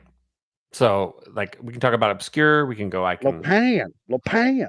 I was looking for a girl with green eyes. Yeah. So smell you later. We'll see you guys next week.